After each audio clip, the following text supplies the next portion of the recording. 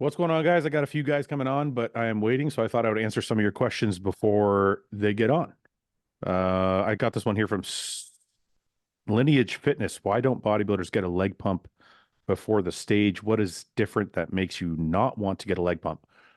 When you're ready for a show and you're backstage and you're pumping up, the one thing you don't want to do is pump up your legs because it will start to blur the lines in your quads. So when a quad is completely peeled down and there's no fat content left on it and the water's drained out, you get nice feathering in the lateralis and good quad separation down the center. And the last thing you want to do is pump a bunch of blood into the leg, because if you do that, you start to lose some of that feathering. It starts to become a little bit blurry, and you want to show as much definition as possible. So pumping up the legs is never a good idea, unless you're so peeled that like a small pump doesn't affect you. But I don't know anybody who's ever really done it, to be honest. Uh, did any one of you guys use glucose disposals, also also can you explain the best time to use them? I've never used them, so I'll ask that question again when the guys come on. Um, do you ever see natural bodybuilding getting pushed more in the years to come? What is holding it back? Uh, it's kind of like, I'm probably going to get crushed for saying this, but it's kind of like the WNBA and the NBA. Like, why would you watch the WNBA when you can watch the NBA? So it's kind of the same thing with natural bodybuilding. It's not really the same thing because I respect all the athletes, whether they're WNBA, NBA, natural, not natural. But when you want to see the freaks, you want to see the freaks. And there's natural guys out there with some crazy physiques and they get really peeled, which is very impressive, and, respect to them. But that being said, when you can see somebody like Big Ramy or Samson on stage, or Andrew Jack or any of these guys at the very top, Derek, Audie, Nick, it makes it hard to watch natural bodybuilding with the same enthusiasm, which is my opinion. I mean, maybe other people have the enthusiasm for it, but I personally don't. I want to see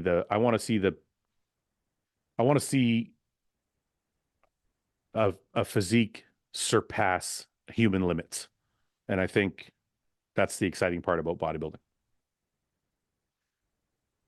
What age would you consider it too late to start a cycle? I don't know if I would consider age the issue. I would consider more health. I probably wouldn't do it later in my life. Like, I don't know. Personally, I never felt there was like a point in doing a big cycle if I wasn't competing. If you're talking about doing TRT or optimizing hormones in some way, um, I think that's okay at any age, depending on your health, obviously with the advice of a medical consultant of some sort. Merrick Health is a great one to talk to about that. But as far as like doing a big cycle, and let's say you don't want to compete, I would say that probably, if you're in your later years, 45, 50 is probably not a good idea. And if you're in your younger years, either way, it doesn't matter if your blood work doesn't look good. So if your blood work is perfect and everything is good and you're doing it with the advice of somebody who really knows what they're doing, I don't know if there's an age limit really. Um, when you were competing, what were some of the comments strangers would make when they saw you out in public? I never really got comments. I got more just stares. People would just stare at you. They kind of makes you feel uncomfortable, to be honest. But eventually you learn to deal with it. But it was more just people staring. Like if I was sitting there eating something, they'd be like, "What the fuck is that guy eating? What's that 300-pound guy eating to get to 300 pounds?" Walking through the grocery store, you just get looks, especially walking with my wife. Like she's 120 pounds and I'm 300 pounds at the time. People kind of look at you funny because they're like, "Holy fuck, he must crush her." Right. So there's that whole aspect, but nobody ever really said anything. More so, if anybody said anything, it was more like complimentary, like uh, how much do you bench, or can I feel your arms, or what size are your arms, or like how often do you work out, or how long do you train for? Like nobody's ever said anything disrespectful to me in person. So anyway, guys, that's a short Q&A. And now we have Mr. Mike Israetel, Mr. Paul Lauzon. What's going on, guys? This episode is brought to you by manscaped.com, and I want to show you the smooth package that they have. This has the exfoliating gel, the shaving gel, and it has the razor. You open it up, looks like that. Listen, it's for the guys that want to use the trimmer to get close, and then the razor to get even closer, so you can get smooth as possible. Now, they also have body spray and body wash, which are two things I use all the time. They're my favorites. They smell great, feel clean. I don't feel oily and all that after I use the body wash. It's got a nice clean feel to it.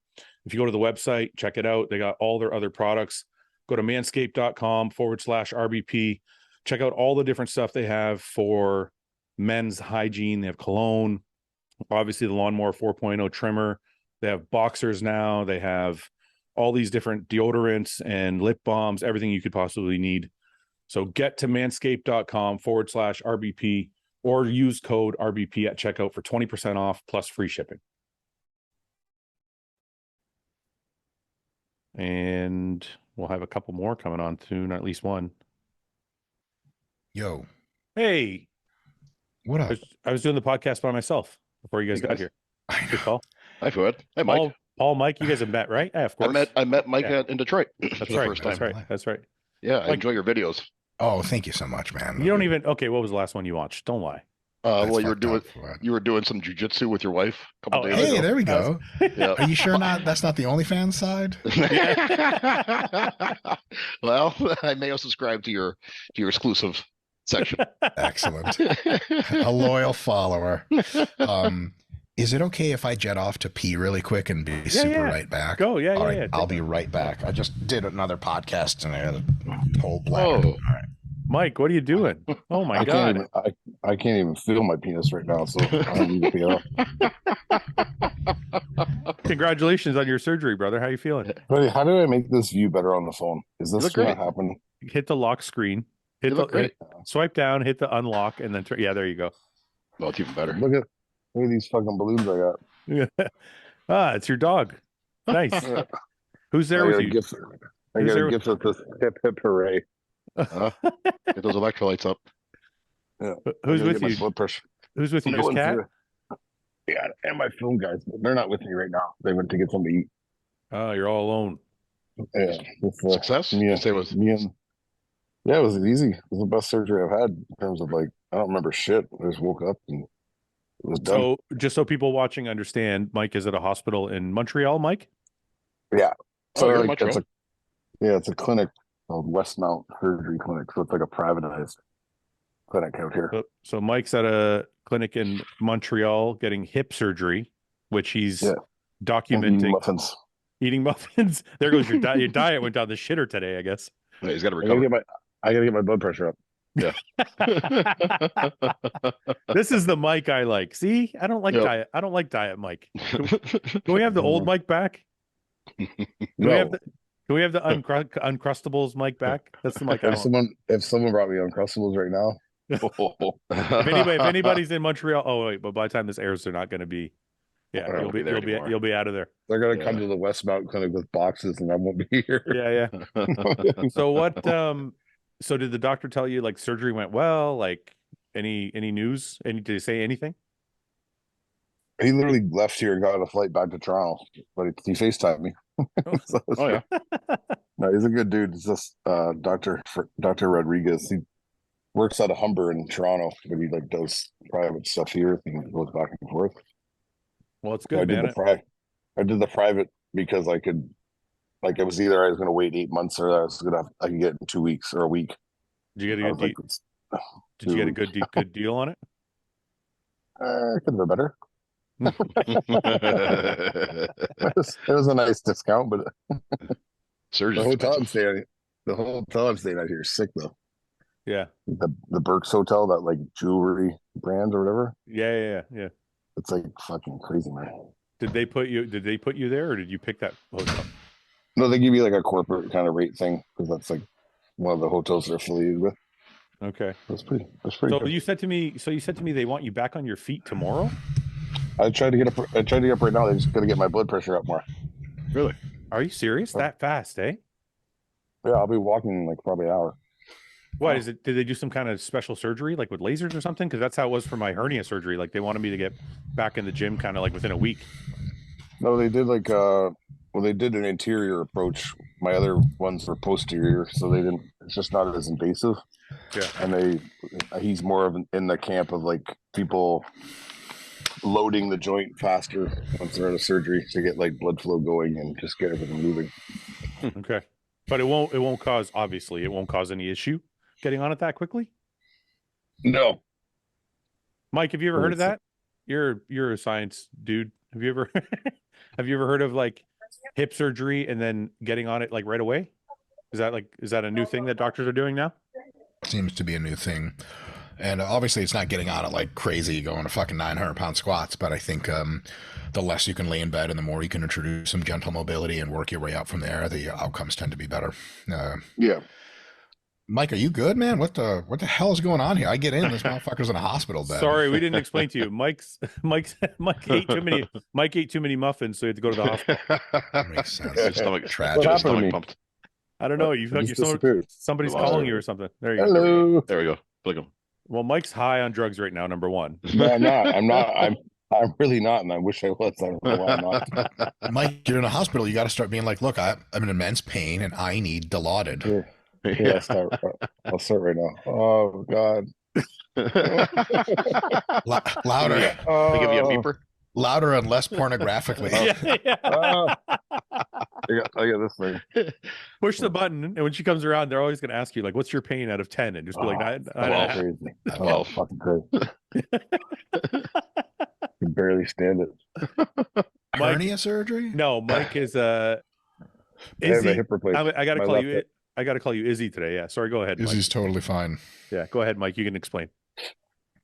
No, I had my right hip replaced 2 years ago because I had it resurfaced 5 years prior to that, and I ruined that. I was like a fucking meathead, obviously. So then I went and got the whole replacement done 2 years ago, and then in the whole time of like the right being bad, the left was really getting beat on because it was basically supporting all my weight all the time. So once I got the right done, I realized now like how bad the left was. So it was kind of just like slowly going, and then over the last like I'd say month, it just kind of went downhill.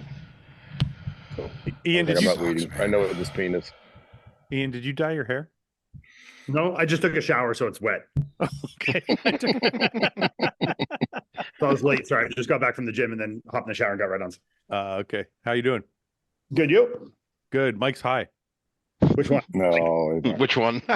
Both. Good question. Both? yeah, I'm sober today. It's actually neither, isn't it? I like your gown. Can you show us the gown? Can you stand up and go to a mirror? Oh, you can't stand up and yet. go to a mirror. Oh, wow. I can move my legs and stuff. I just don't want to get up yet because my blood pressure is still kind of low. They don't want me fainting, having to pick me up. Yeah.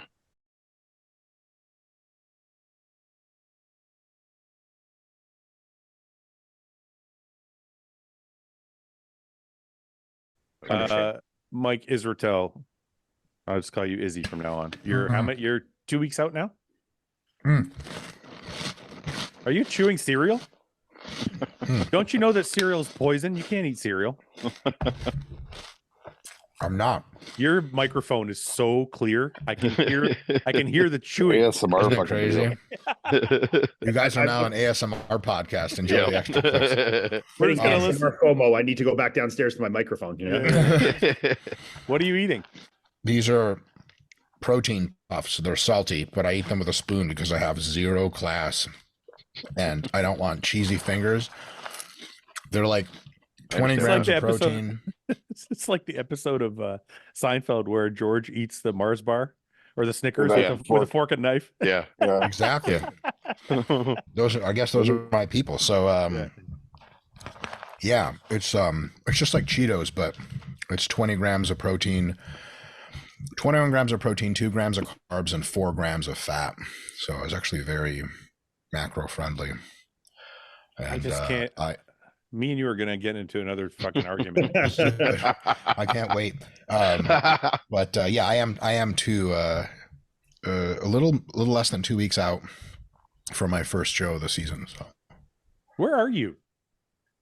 I'm in Yeah, you're Detroit, thinking Michigan. underground parking garage. I was going to Oh, say, That's what it looks like. wouldn't you fellas like to know? So I did a thing which I'm not like proud of. I haven't talked about it yet, but I guess you guys are, I'm not going to lie to you. I sort of got my office kind of almost 360 degrees wrapped in mirrors. So but why does it look like there's a car in the background? It's like an escape room. you know, there's a lot of illusions when you connect a bunch of mirrors together and they reflect off each other. It's like if I look this way, there's like an infinity number of me's that way and that way and that way and that way and that way. It's just fucking baller, man. It's just Fucking dark matter over there. Is this like you're spending too much time in there? is this an egomaniac thing to do? Like you're gonna put mirrors everywhere so I can look at myself? Like what is the deal? That's just a bedroom ceiling mirror for me. You know, I am definitely an egomaniac, but to be completely honest, fellas, the reason's even more lame. Just Dragon Ball Z related. Okay, explain. We don't know, bro. Me and Paul are too old for that. Yeah. Yes, that's Yeah. true. I don't watch anime. Dragon Ball Z is like a show where people like fight and they get superpowers and they like get stronger than Superman or whatever. And there's this one special room they go into where like you walk into the door and then you walk out and the room is infinite in all directions. Okay. And you stay there for a year and you train and the room is brutal and the gravity's heavier and the air is thicker and it's harder to breathe. And you train, and for a year straight, you come out and only a day has passed on Earth while you were in the room for a year. And the idea that's like, who is that? I'm going to X-ray now. Okay. Good boys. I love you. I gotta go get it. Mike, can you tell them you're on a podcast? These people have no. Yeah, tell them to wait a couple minutes. Excuse me, sir. Tell them you're busy, Mike. Bye, Mike. Good luck. Have fun. He's, I love you guys. Bye. Love you Love too, you. man. Dude. fuck. Anyway, so there's the room is infinite. It's like a total void. So I always thought that like a room of just like anytime I've been in a room with a like bunch of mirrors that reflect each other, it looks like infinity and it trips me the fuck out. So like my office is my favorite room in the whole world, and so I'm here a lot. And I figured, fuck it. I made a little extra money recently, and I was like, oh, all right, it's kind of an investment in the business, sort of. And I did the thing, and it's funny because the mirror installation guys were here, and they're like, what do you do? And I'm like, oh, boy, is that hard to explain. YouTube and apps or something like that. I still haven't have like a good rehearsed what do you do for a living thing. I just gotta start saying YouTuber. It's okay with having many titles. I have no answer to that at the moment, to be honest. I have no fucking clue what I do. I got the answer for you. You're a software engineer. Who? Mike? Yeah, Mike. Yeah. I'm not, because we have real software engineers on our team and I work on the team, Yeah, but I'm not a software engineer. Yeah, but you helped build out the app content. But that would make you not that would make you a content creator, then not a. You know what I would say if I was Mike? I would say I'm in software. I have said that before. I have said that. Fouad, that's fucking brilliant. But I tried that. Okay, so I didn't. Random story. I don't understand how this is. I wasn't offended by this, but I don't understand if this is cool or not.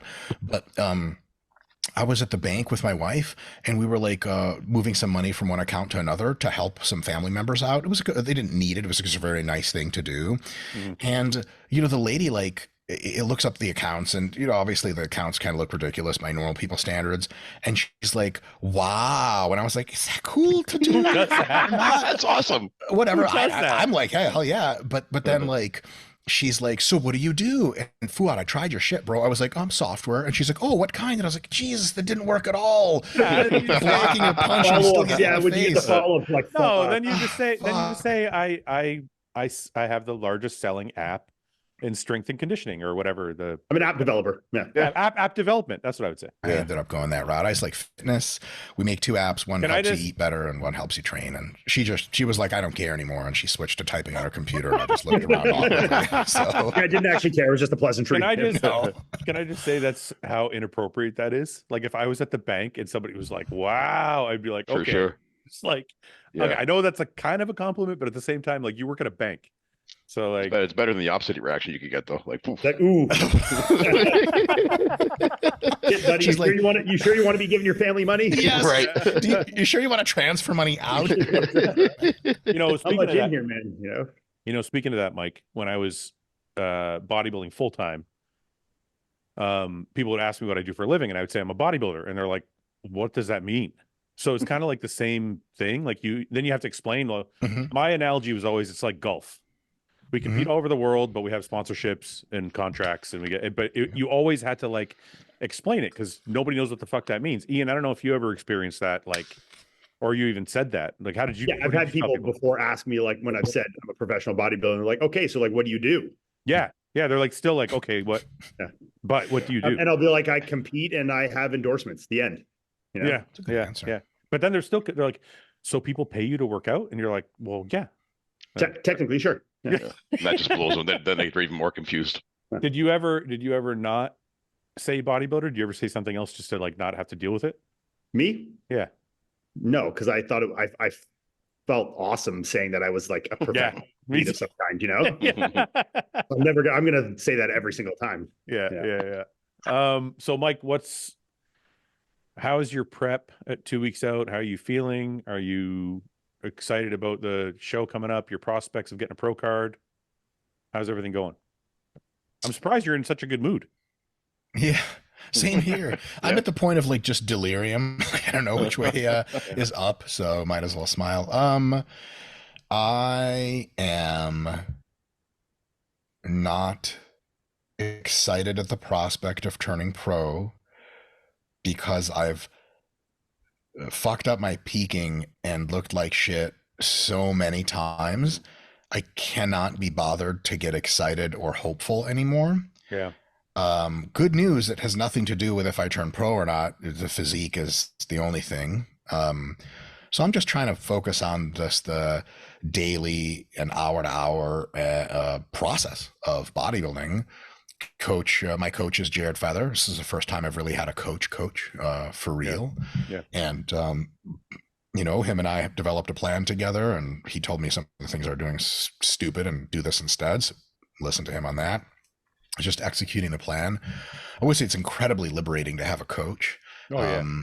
There's something really fucking trippy about second guessing yourself, even when the plan is good, that the coach can just kibosh, like, boom, you're just done. Just shut up and do it. And with Jared, I can just ask him, why do you think this? And what do you think of these three other alternatives? And we go point by point. And sometimes he's like, it's a good point, do this. But other times he's like, no. The plan we came up with is good for these reasons. And I'm like, damn, he's right. And so that's been a huge help. So one of the reasons I'm super de-stressed is because Jared's coaching me.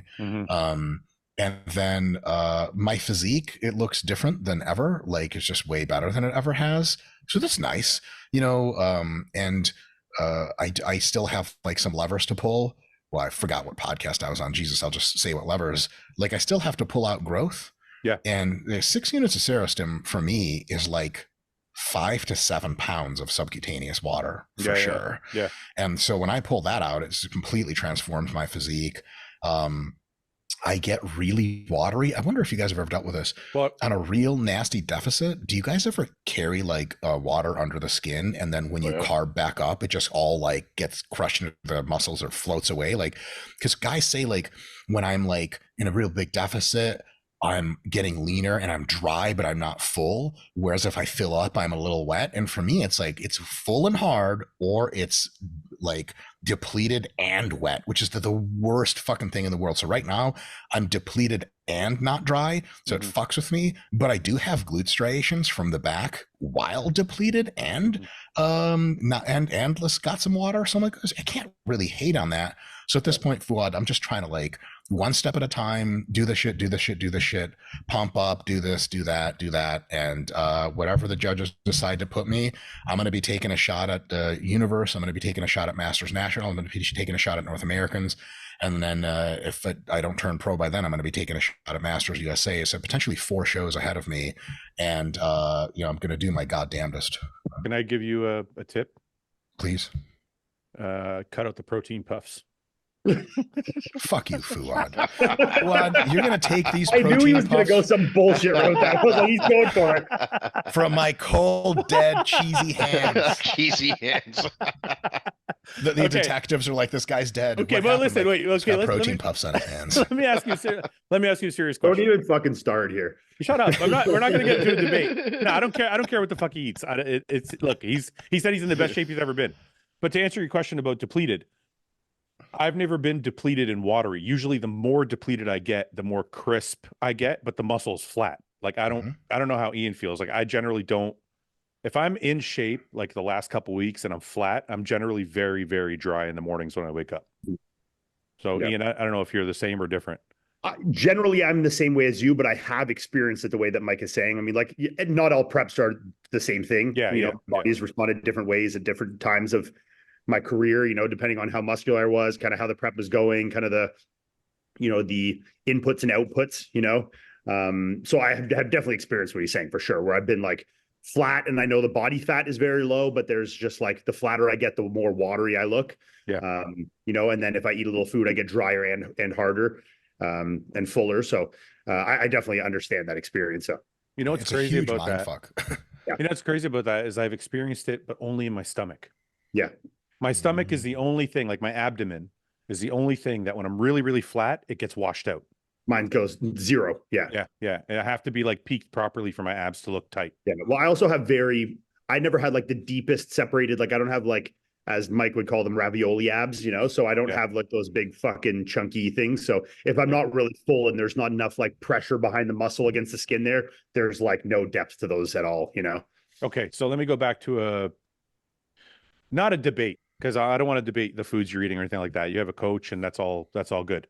But I do want to ask you, if you said in your little speech there, you said you haven't peaked properly or haven't like nailed it. Do you think any of that has to do with maybe trying traditional routes instead of your own kind of plan? Like the traditional route would be like chicken, rice, steak, potato. Like these are the foods I'm eating. These are the bodybuilding foods. These are what most pros or whatever are using to peak. Have you gone that route, or have you always kind of gone the macro route and doesn't matter the food? My first few shows, I went exclusively that route. Okay. Okay. And I looked way worse, but it's nothing to do with the food. I mean, like, yeah.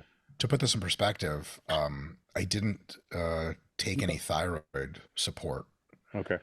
For my first show, and so I was like freezing under my covers at night and barely moving. Yeah. And so apparently that's not how you're supposed to feel coming into a bodybuilding show. I was holding an inordinate amount of water. I didn't do any estrogen control. Shit. And so I just did everything pretty wrong. And I used to be much fatter on purpose, like a fucking idiot. I super bulked. And so I think when you've been fatter before, you tend to hold like water under your skin much more. And the process of flushing it out and getting dry is just way more finicky. Like I'm not just one of these guys that walks around dry as fuck. Yeah. Also for me, the more gear I take, the more water retentive I get by a humongous factor. So I have to take a fuckload of Albactone to counteract that, and then pull a fuckload of water, pull growth. So to me, it's like mostly those kinds of factors. But another thing is like, I'm very different than many people. So a lot of advice you read and hear from a lot of prep coaches and experts is like, don't be so fast to pull sodium. Don't be so fast to pull water. And that's just all fucking backwards for me. Jay Cutler remarked that before his best ever look, according to him, 2001 Mr. Olympia, where, you know, a lot of people thought he should have won. He's like, I didn't drink water for 3 days before that show. Yeah, a lot of guys used to do that. God damn it, that's probably going to have to be me. And now we've developed a peaking plan I actually have up on my fucking desktop. But it's not no water, but it's constricting the water over 3 days, ramping up the carbs, then bringing it back down. And the sodium also reduces. And so I do have to pay attention to that stuff, because do you reintroduce sodium at any point, or do you just reduce and then don't reintroduce? You just reduce, eh? I just reduced. There may be a reintroduction like between pre-judging and night show, but that's all Jared's call anyway. I think half of that shit is voodoo to begin with. But no, it's not. No, it's not. Really? You think that? Oh, fuck yeah, dude. There's like 8 different opinions about what to do. It's fucking burger and fries, brother. And then there's other people that are locked out. Well, no, I'm not saying it's actually the burger and the fries, but I do think spiking sodium, fat, carbs. Well, I think if there is a flatness that's ensued from diuretic use specifically, that's kind of where I'm going with it. Reintroduction of sodium can definitely be of value. Right. I think if the fullness is there and diuretics aren't the key factor in that, then I think then you could potentially just make yourself look worse. So yeah, I think there is both sides to this. And I've also seen, like Mike was saying with him, worked with guys that I had to like be very minimal water for a duration with very little sodium, tapered out as what, like basically would be just a sliding scale of water and sodium coming out and carbs coming up, and just as the one comes down, the other comes up. And you really need to force the food up, especially if you're going to bring those the sodium and the carbs down like that. And I've seen that work. I mean, that's similar to what Matt did with me the last show. I've seen Hani do similar systems to that. That for me doesn't work. Like I can't reduce sodium. Yeah, I'm in between that. Like I would reduce water starting like the Wednesday. Yeah, but my carbs were the highest on a Wednesday and the lowest on the Friday. Yeah, that's me too. But my fats would go through the roof on Friday. See, where I'm the opposite. Like my best looks were always the least amount of water reduction. Like when I won New York Pro, both the Olympias where I came 7th, and Texas. Yeah, I think me and Patrick like lowered my water a little, but I'm talking like where we went to the day of the show, I still drank like 4 liters of water, Yeah. And the day before the show, I probably still drank like 5 or 6, Yeah, this is and we're like, and very minimal diuretics, but I've done it the other way too and still achieve good looks. But for me, I find because I'm not like a super round bubbly guy, if I get any too far down that road of water coming out, and I'm typically very dry, that it's just not worth the trade-off, But this is a perfect discussion about like genetics and how we tell people, people say genetics, but I don't think they realize how important it is in comparison to how much they think drugs matter. Because the reason I'm saying that is we have 3 people here. Sorry, Paul, we didn't get your take on it, but like Iain is generally dry as fuck all the time. Mm-hmm. Mike is saying he's generally watery as fuck all the time. Super fucking watery. And I'm somewhere in the middle. And it's like, it's funny. You have 3 bodybuilders with 3 different. Paul, I think you probably lean more towards Iain, right? You're not generally that. Yeah. It's been a long time, but yeah, I never had a problem getting lean or dry.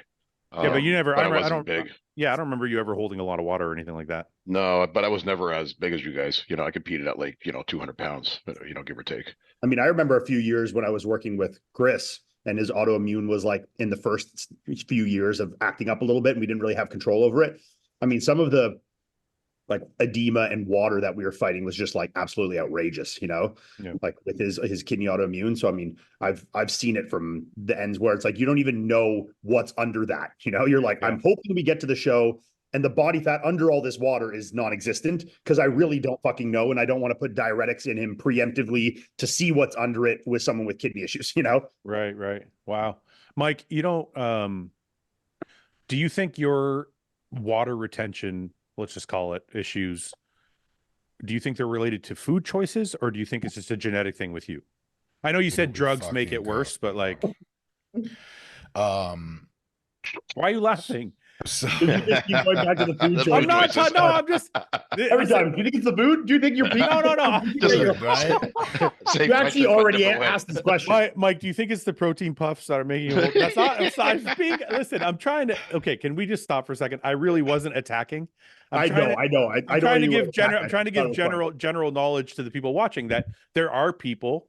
Because I'm curious if his answer is it yes, it's just genetic. Like I've tried everything and I just hold a lot of water. So I just want people to kind of understand that, like, that's why I'm asking.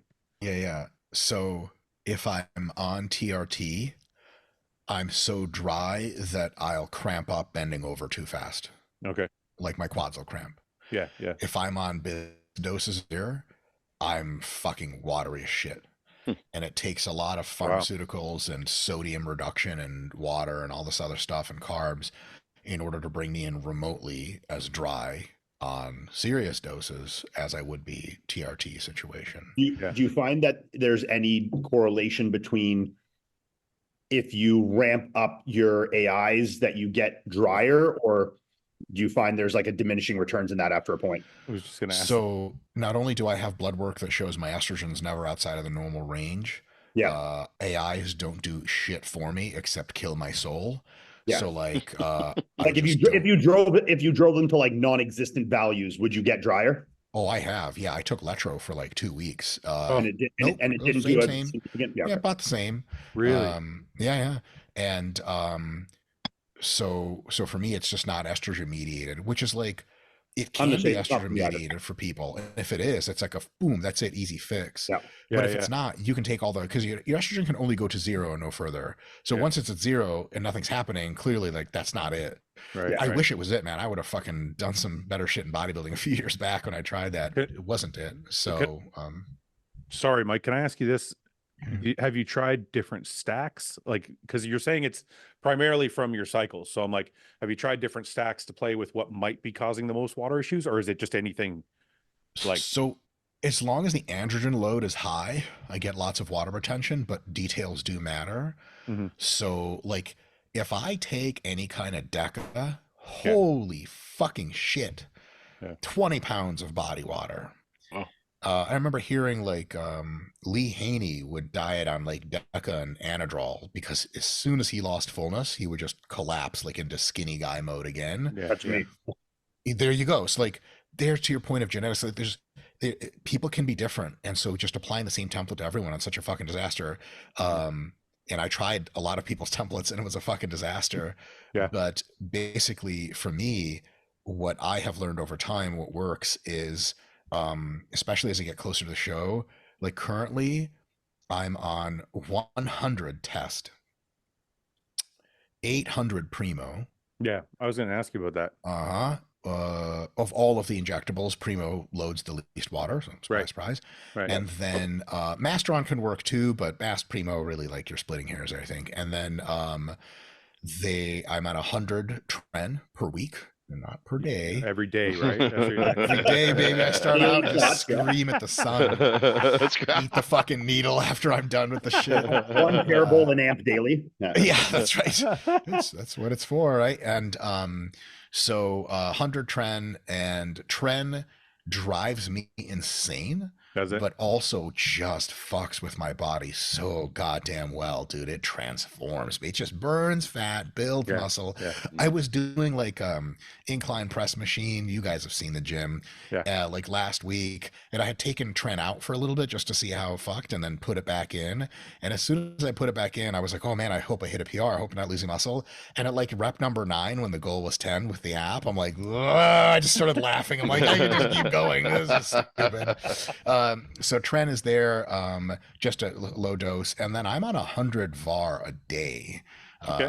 And I don't take any other orals. I've tried them all, and Halo's cool at the end, in little bitty doses. It does seem to have some kind of especially volumizing effect that you do lose when you pull out the growth.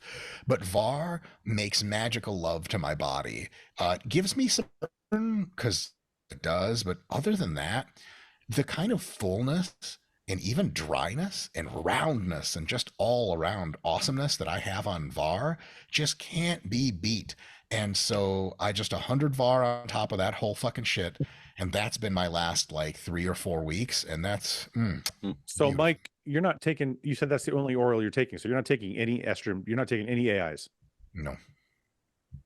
I mean, but he's taking 800 milligrams of primo. So, and with 100 milligrams of test.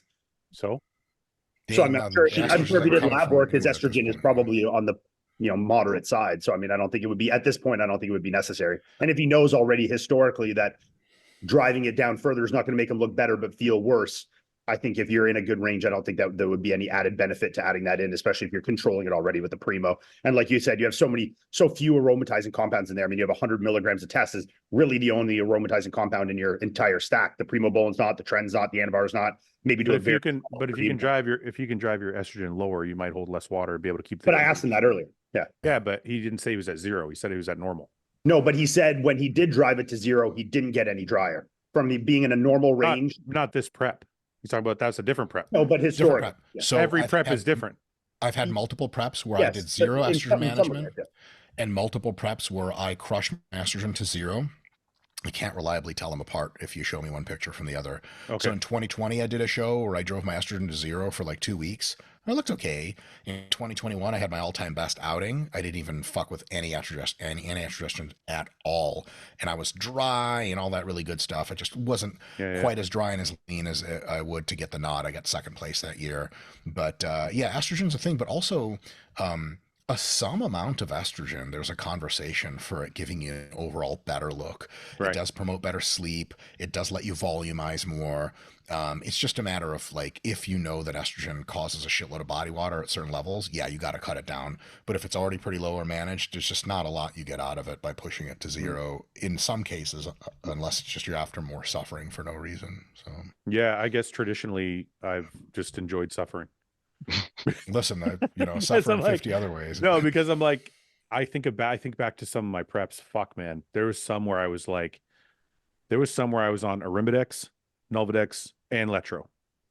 But Like, what's the point of all but- that? But Letro but- by itself is a showstopper. but my fucking skin was like sandpaper. Like Dry.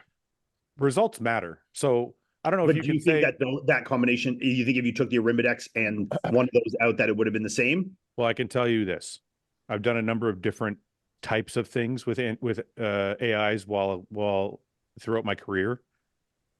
My best looks haven't come from the highest levels of AIs.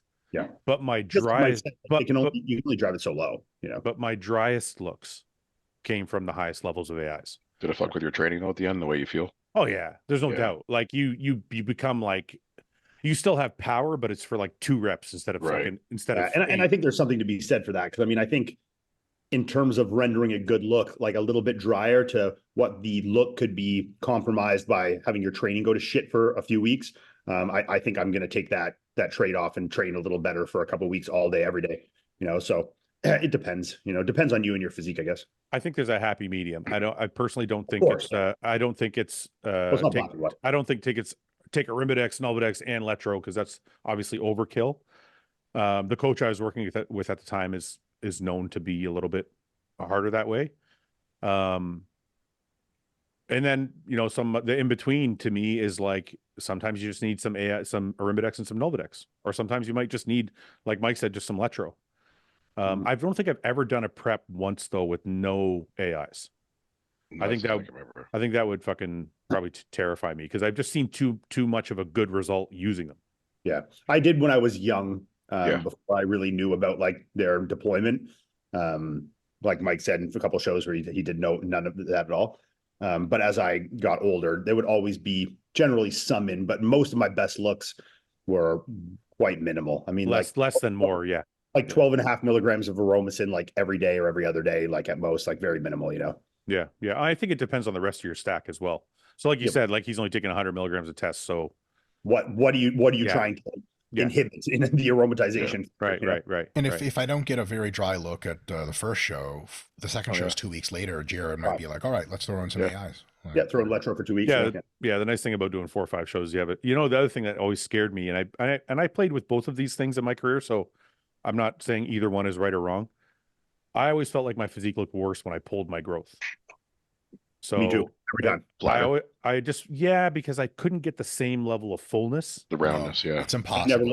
I always look better if I reduced but not removed. Right. So like say I was using 7 or 8 units, 6 units, whatever, and I stepped it down to like 6 and then 4 or whatever. Yeah. And then maybe keep it in the 2 to 4 range. I would be fine. But like you said, dryness was never an issue for me where fullness was. So it was always a compromise that I was willing to take every time, Right. Mike, right. Mike, as someone who holds a little bit more water, do you find you get harder with each show if you're going to compete consecutively like you're planning?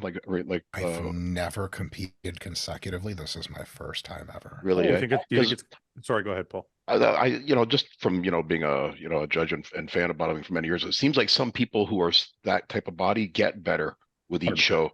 It's almost like the body fat levels are lower now. Your body can just get drier with each show, especially if they're consecutively like that. Yeah, you learn stuff like from each one of the peaks, and you can adjust. I sure hope that's going to happen. That's for sure. Yeah, I do have like after the first 2 shows are 2 weeks apart, so there's only so much improvement you can make between. But the second show and the third show are 6 weeks apart. I'm gonna fucking drive it into the ground for that shit and see how lean I can really get. And then the show after that's 12 weeks after that third show, and like that's gonna have to see like it's gonna have to be like up and down. Like you zigzag a little high, a little low, a little high, a little low, and on average you kind of clean up a little bit and really etch in the whatever the fuck details. And Can I ask you a question about the personality, I guess, while dieting? Like, Are you a foodie? Like, is dieting suck horribly for you? Or are you like more like Ian, where like food isn't a big deal for you and you're able to just like lock in? So Jared and I just had this conversation. The more gear he takes, the less appetite he has, Mhm. which is really unfortunate if you're trying to get huge, Yeah. Yeah. and really fortunate if you're trying to get lean. Yeah. I am completely the opposite. When I'm drug free or TRT, like I look at food and I'm like, that looks tasty. I have 3 bites and I'm like, nah, we're good. Yeah. When the more gear I take, the more I get fucking ravenous. Yeah. But I have a superpower. I know the peptide stores that sell the GLP-1s and shit like Oh, that. so you're taking that shit like the Ozempics and shit. For I'm appetite? taking, I don't know how much I should say about this, but I'm taking something that's not supposed to be out yet. Oh, I'm okay. not going to say which amino place I got it from, but it's called Retatrutide. It is a Okay. Gen 5 anorectic drugs, Ozempic, semaglutide, they're Gen 3. Yeah. And so supposedly this attacks sort of 2 vectors of appetite reduction, and then the glucagon vector, which is actually supposed to increase your resting metabolic rate. I don't know if it's wishful thinking, but I think that's actually happening. And as far as appetite control, the GLPs are a complete and utter game changer. I think that I don't want to say I think every bodybuilder should be on them, but if you struggle with appetite coming into a show, you'd really, really, really highly consider these drugs, because they are so fucking effective and can boost the benefit to your prep by a mile, by a fucking mile. Hmm. It's wonderful. I can't say enough good things about it. You want to get his Ozempic ass? Have you seen?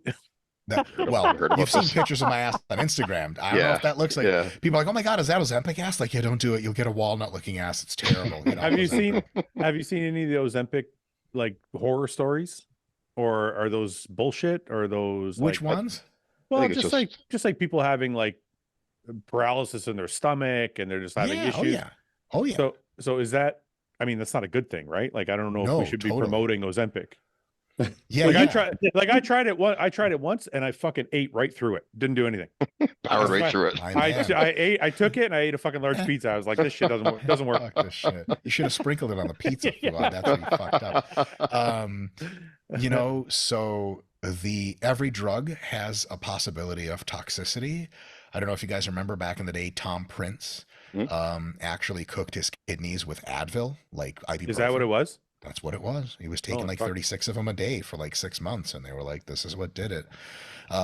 So as far as most drugs are concerned, the modern anorectic drugs, the GLPs, etc., they have very, very awesome risk-reward profiles.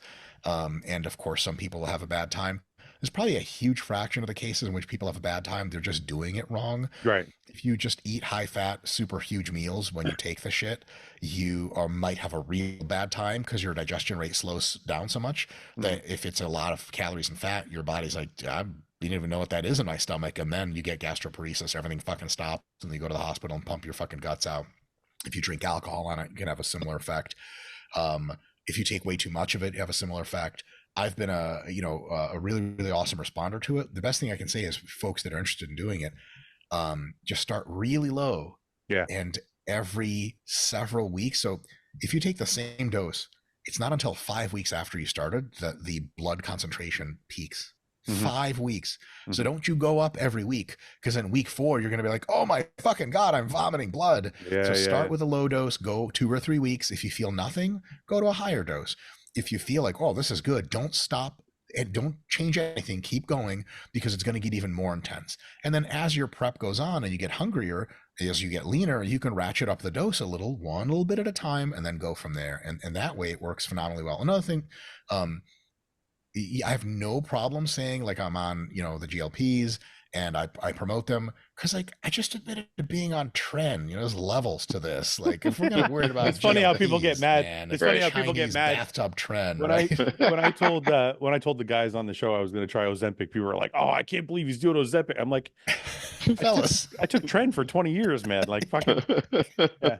No, there is one thing I want to ask though. Do you think the people that abuse it and don't really make life changes are in for a bad time.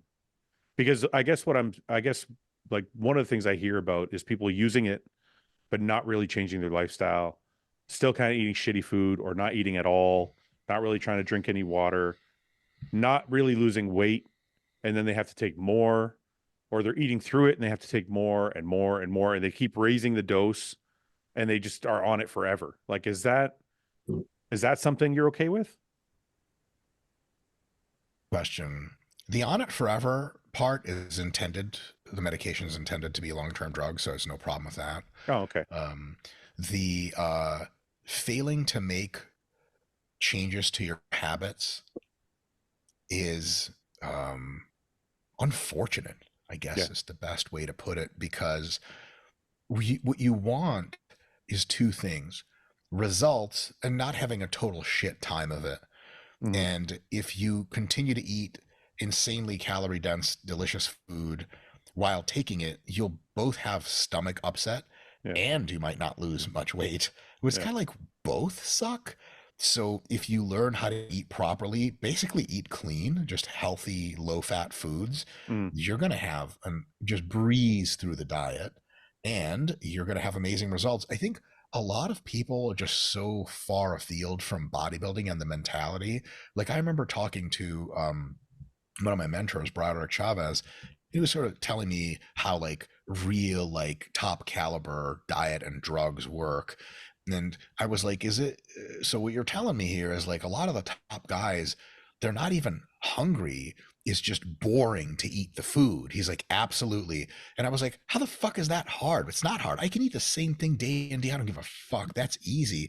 But for most regular people, if you tell them, okay, you're going to be on Ozempic for a long time, but the first 16 weeks, I want you to really eat healthy. You're going to lose like 30 pounds. You're going to feel great. Then you can gradually ease some junk back in for a few months. You won't gain any weight. You won't lose any. And then you'll have to pull the plug on the junk food for a bit to lose weight. And they're like, but I thought this drug was supposed to make it so that I lost weight no matter what. And it's like, you know what, Jim? Fuck out of my office. Fuck you. The thing is, like, the other side is like, maybe it's better for them to take the drug than nothing at all if it's at least going to help them shed some fucking weight. Well, let me ask you this, though, because all weight's not good weight to shed. So some of the stories I've heard around me are people taking it and just not able to eat. Like they're nauseous, they don't get enough water in, they're not eating enough calories in a day, and they're losing weight. Like no, just hold on. They're on the minimum dose. Okay. And they've lost a good amount of weight. They look better, everything. They're smaller, they fit into their clothes, but they're like, my body still looks like shit. I'm like, well, you probably lost a bunch of muscle with the fat. So that's not something we want to promote, though. So if people are having this, like, if they're having the effect that they can only eat so many calories in a day because of nausea, or they're not getting enough water in because they just don't want to drink water because they don't feel like they're bloated all the time, is it just not for that person? How nice am I going to be today? These people, maybe due to ignorance or the doctor not helping them, or maybe due to sheer fucking laziness or stupidity, some combination, have all the power in the world to change their circumstance. And if they're not availed to this knowledge, in the next 30 seconds, I will solve all their problems for them. Whatever dose you're on, you crank to half, and your side effects will get way better. And then with whatever food you are able to stuff, you're going to be doing fucking protein shakes. And if you get hungrier than protein shakes, you get to do some clean meals of fucking meats and rices and pastas and fruits and veggies and all the good stuff. Mm-hmm. And if I see a fucking pizza roll get close to your face, I'm going to pop you right in the fucking mouth, you dumb asshole. And because you can't bitch about bad effects if you're just doing dumb shit. Right. And so if you just drink protein shakes, and look, the people that say they can't hold water down, shut the fuck up. If you can't hold water down to where you're throwing it up, you just take yourself right to the hospital and they'll figure your ass out. If you like chronically can't hold water down, just shut up and drink water. Guys, I'm originally from the strength and conditioning world. We'd have a lot of athletes who are chronically dehydrated, getting injured, their pee comes out brown, and we're like, we need you to drink more fluids. And some of them are like, man, I don't like the taste of water though. And it took me everything not to be like, you son of a bitch, I'm going to catch you outside after this. You're not at the NCAA after fucking out there at 9 p.m. What the fuck is wrong with you?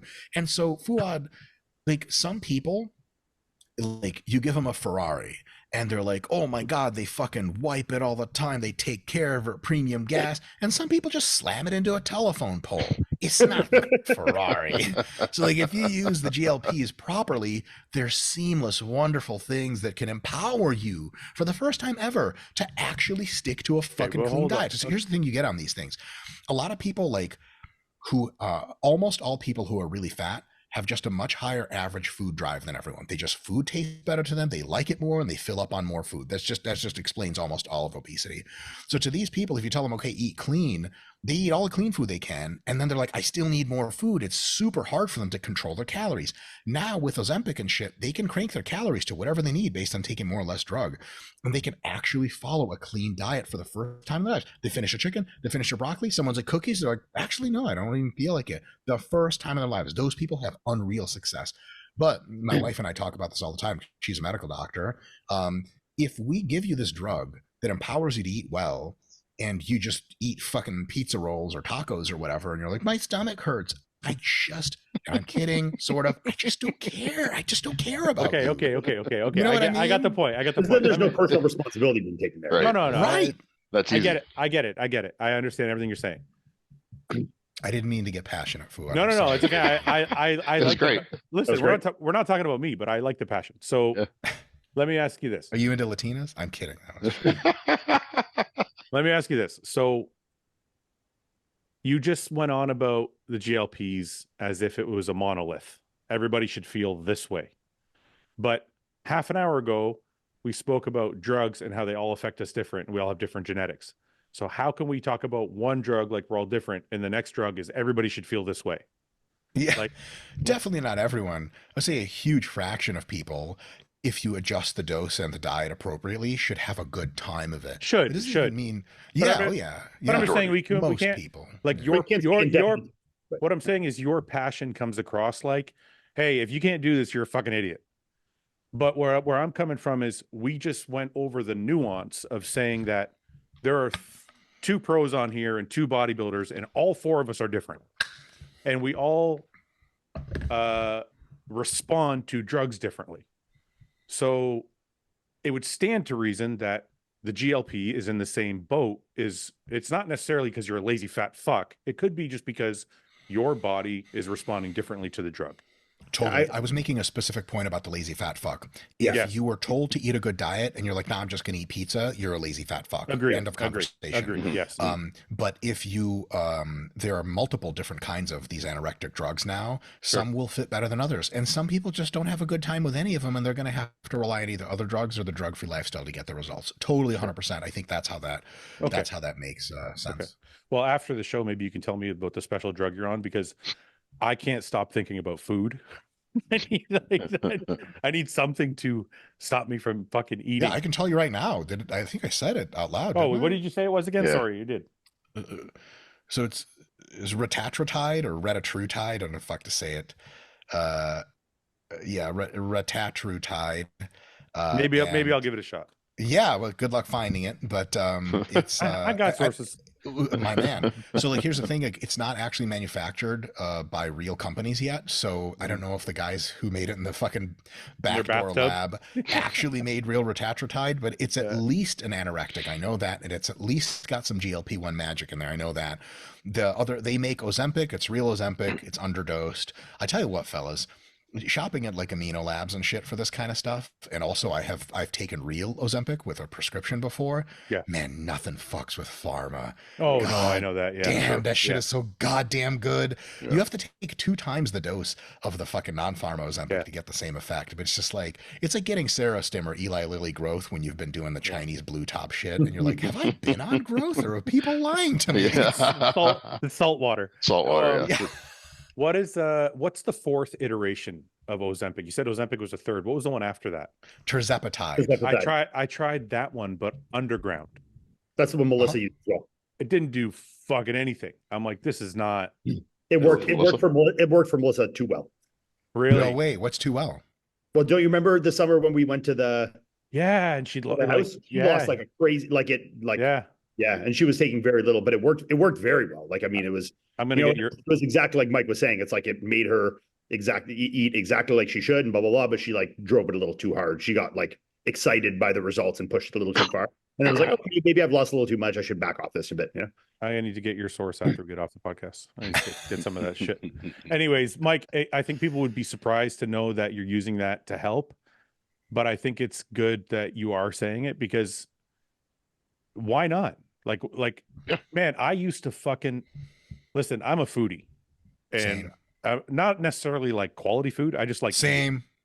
So, like, I was about to cut you off, Fouad, and be like, well, I'm not a foodie. I can't tell good steak apart, but I can eat 5 fucking cheeseburgers real fast. Is that a foodie? People that's like, no. That's what I consider a foodie. Yeah. Piece of shit, pig. So, yeah, no. So it's like, I wish I was more like Iain. Like, he eats fucking a piece of wood and he's like, I'm good. I don't care. It doesn't have to have flavor. But that's dope. That's a superpower, man. It is a super. So I used to suffer through my diet. So it's nice to hear that some of these guys coming up can do something that you say is not unhealthy and can help them get through it without fucking the anguish of fucking. Man, I used to sit on my phone and look through Pinterest and be like, I'm going to eat this after the show. I'm going to eat this after the show. Yeah. And I would be worse. I would sit there and be like, when's my next meal? I'm like, oh, it was only 3 minutes ago. I checked my phone. So isn't it crazy how powerful evolution is and how it built our brains to have like our true ancestral deep interests in mind? Like, you could have all sorts of ideas about like, oh, I'm a modern person and I studied philosophy. You get hungry enough and your brain is like, I don't give a fuck what you're thinking about. Food. Now it's food, motherfucker. And then you're gonna fetishize it. And here's the trippy thing. In my dreams at night, I'm gobbling up all you can eat buffets. Some of the dreams, it's like indistinguishable, fatty, carby sludge. I don't even know what it is, and it tastes amazing. That's how you know you're getting leaner. Your body's like, dude, anything. Just start eating your own shit. For the love of God, save yourself. But when I wake up consciously, I'm not hungry at all. So there's still stuff in there telling me to eat, but it's not yelling at me and it doesn't interfere with my sleep. So I love it. Have you had the dream yet where you think you ate something and then wake up thinking you actually ate it? When you're on a contest diet, yeah, I've done. Iain, have you had that? 100%. Yeah, those are the. Which for me is an extra big night, you know. Yeah, it's like I would have to. I wake up in the morning and it takes me like a few minutes to go. Oh yeah, yeah. And you wake up. You wake up like depressed for a minute. You're like, "Fuck, I cheated on my diet." You're like, "Wait a minute, that was a dream." Like, oh wait, that was a dream. Yeah, honestly. And then when you're in that situation, when I'm in it personally, and I get into some social media shit, it just affects me all the wrong way.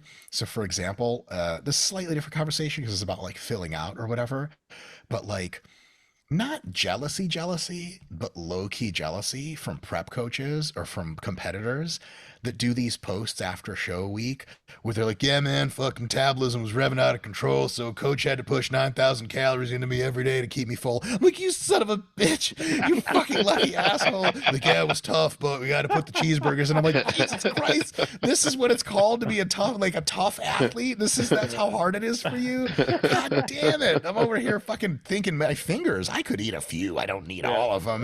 Like, this motherfucker's like, oh yeah, I got to fucking throw in pizza now to fill out. I'm like, oh my God. Have you done anything crazy to curb hunger? Like, I remember one time during a prep, I ate like a plate of lettuce with mustard on it.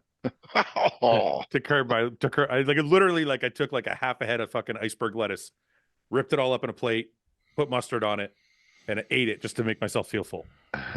Fouad, I developed an entire taxonomy of how people relate to their hunger and what they can do to reduce it that made several books and multiple video series, and I taught in collegiate courses. I went way overboard. I got to figure this thing out. Yeah. So like, for example, there's ways to design your meals to reduce their palatability, because the tastier your food is in a deficit, the more of it that you want. Like, you don't have, can you imagine you're on prep and someone's like, half a slice of pizza? You're like, what kind of fucking insult is that? Like, I don't want half a fucking slice. I want 3 fucking pies. Yeah. And so one of the benefits of kind of the cultural wisdom of bodybuilding is that one of the reasons bodybuilders eat really clean on contest prep, because like, it's just, you don't get excited about it. Yeah. And because you're fucking starving, you get exactly excited about your prep food as you would your normal food in the off season. It's perfect adjustment. But for me, the hunger was so intense, dude. I started making meals. I remember for one show prep, I was doing chicken breast, broccoli steamed, and oatmeal cooked. And there's salt in the oatmeal. and I mix it all Mixing together. them together. Salty chicken, broccoli. I did that with oatmeal. ground beef. Dude, and Yeah. people are like, "That's disgusting," and I'm like, "I know, Yeah, it's exactly. perfect." And then I just ate just enough of it to be like, "Oh my god, I can go to sleep for a few hours. I'm trying to eat my own hand," and that was. I did almost quite strategic that I got better at as I went on, because like I'm not a huge food person, but I found I did get like you said, with the tastier the foods were, the more you want them. That in my off season, I started spending a lot more time making my food extremely fucking tasty. Yes. And then as it would get into prep, I would slowly like lay off the gas of how tasty I would make my food. And I could really almost like mainline it. Like, so it would be almost consistent right into the show and I wouldn't change. Like by the end of the show, I'm really not like, caring too much about making it too fancy. It's just like pan fried bullshit, like, very, very simple. Not, putting salt on stuff, but not nice seasonings. And, not because I'm trying to like be hardcore, but just because I found that the more, like Mike said, the more tasty it was, the more, you more on it. Yeah. And that and conversely in the off season, the tastier I made it, the much fucking easier it was. The more you could eat. Right. It's almost like we were talking before, about some people don't have cheat days because they just think like, I can't, if they just have one cheat day a week, it just stays in their head too much. It's better just to cancel it out when you start. Right. Well, it's funny because that's a big tip for bodybuilders that are like the super boring eaters and then complain about having a hard time getting all the food in the off season. It's like, make your fucking food taste good, bud. It's not that hard and you'll eat it a lot easier, That was my entire YouTube series. It was I would just say that every fucking episode I'd be like, make it taste good so you can get it down. And people are like, oh, it's funny. It's funny though, because people actually historically in the bodybuilding world do it the complete opposite. They get lazy in their off season when they're heavier, eating more food and make their food more bland, and they get more with just cooking batches of fucking chicken and ground beef and not worrying about it. And then as they get hungry and prep, they're fucking cooking up the craziest concoctions ever. Because they're fucking getting so crazy, and then they get so much hungry, and it's like, well, look at what you're doing here, Because when you're prepping, you have all this time because you're so productive.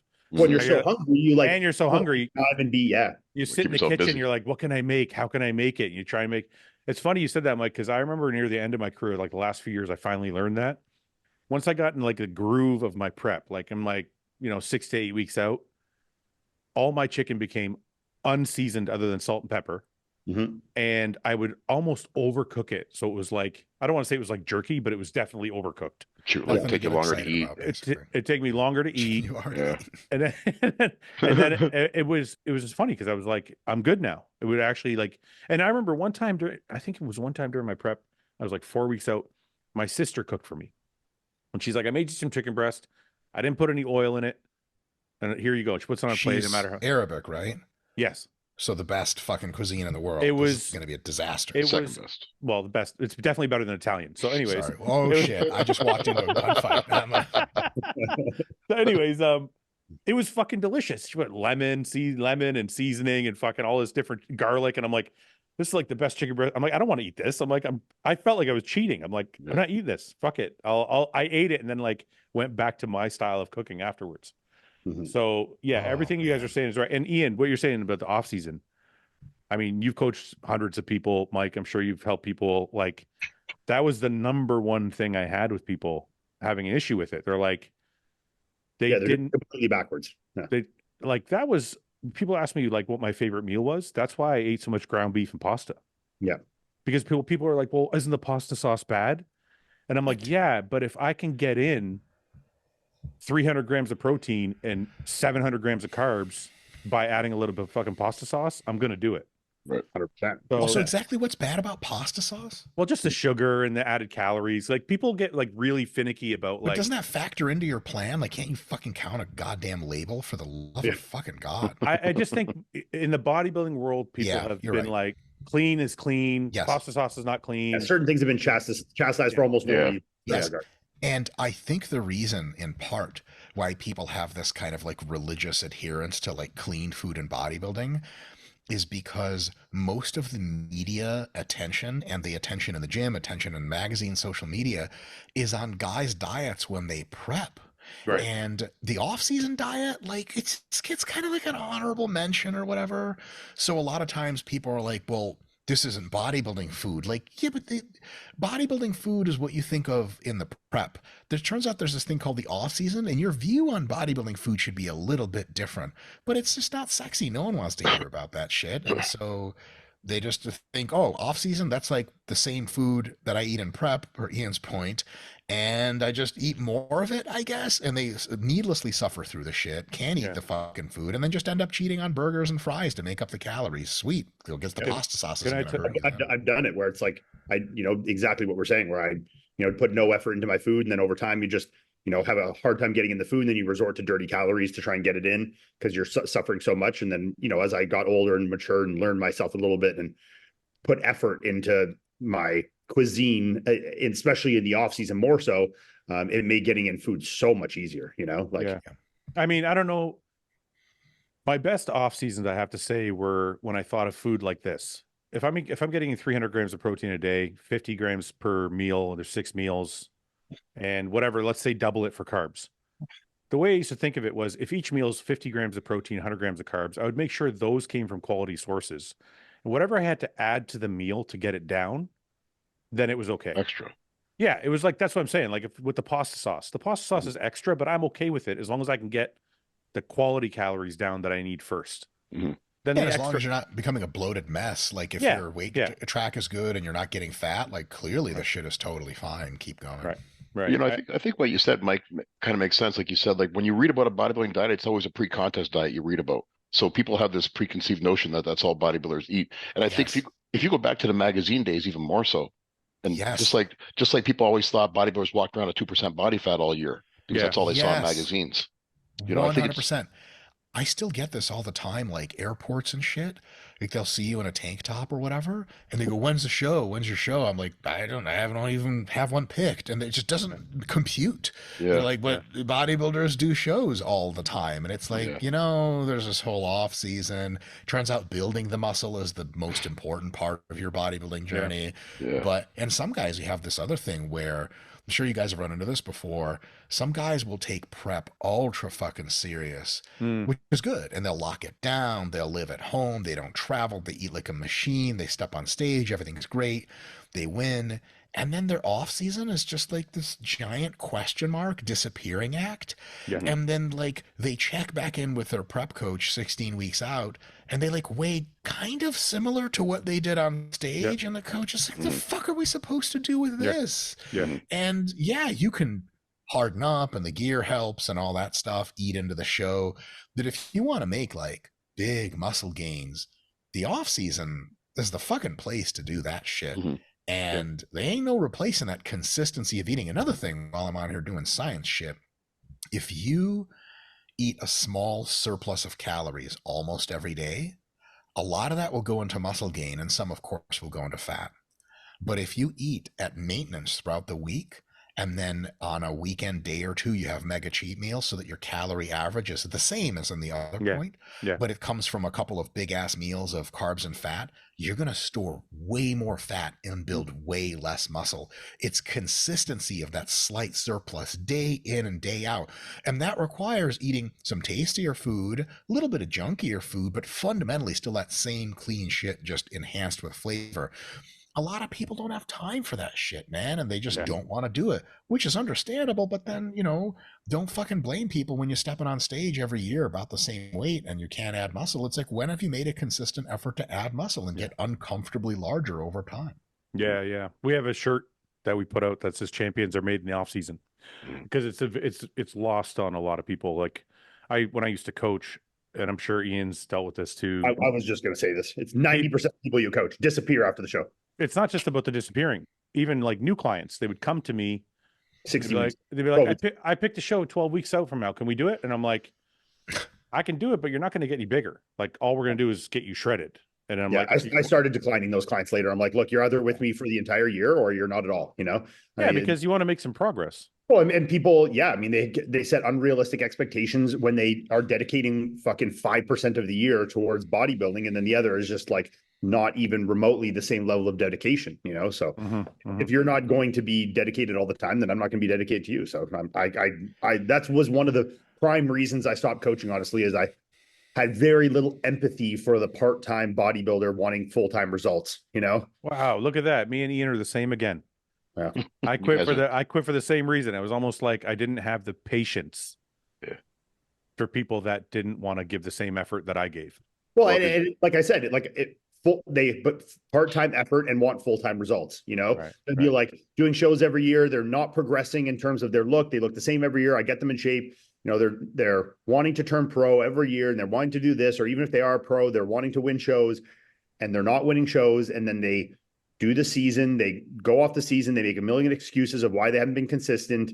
And then they come back the next year, look the exact same. And it's just like, you know, the answer to this. And I've told you the answer to this is exactly because the off season is what you're missing and not the prep. You're getting in shape on stage. You just do not have enough muscle. And bodybuilding is about having muscle, like Mike said. This is a muscle contest. The peak part or the show prep part is part of it, but it's not the entirety of it, you know?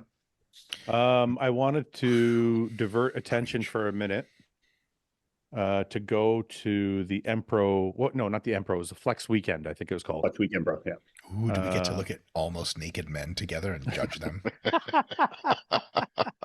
No, we already did that, Mike. But what we do get to do is look at our placings. Oh, math. Okay, so Ian Baruz won. Nathan was second. Christian was sixth, I think. Are we finished? Fifth or sixth? Yeah, I think sixth. Yeah, so 3 off. Amir was third. Is there a thing here? Oh yeah, wait, there is. Let's see. Where's Wolski? Wolski was sixth. Yeah. Okay. So Wolski was sixth. So that's 3. Amir was 1. third. Anthony was 4th. Justin was 5th. Kuba, I'm not sure. Let me see where Kuba finished. Kuba was 9th. 2. Okay. That's not bad. I did pretty good. 3, 4, 5, 6, 8. Okay. Mike Van Wyck, 1, 1, 2, 1. no, 3. Oh, Anthony. Was Anthony 5th? Anthony was 5th, yeah. No, No, he wait, was 4th. he was 4th. He's 4th, I think. Oh, Yeah, 1. Yeah. Yeah, he was 4th. 1, 2, 4, 5, 8, 10. Paul Lauzon.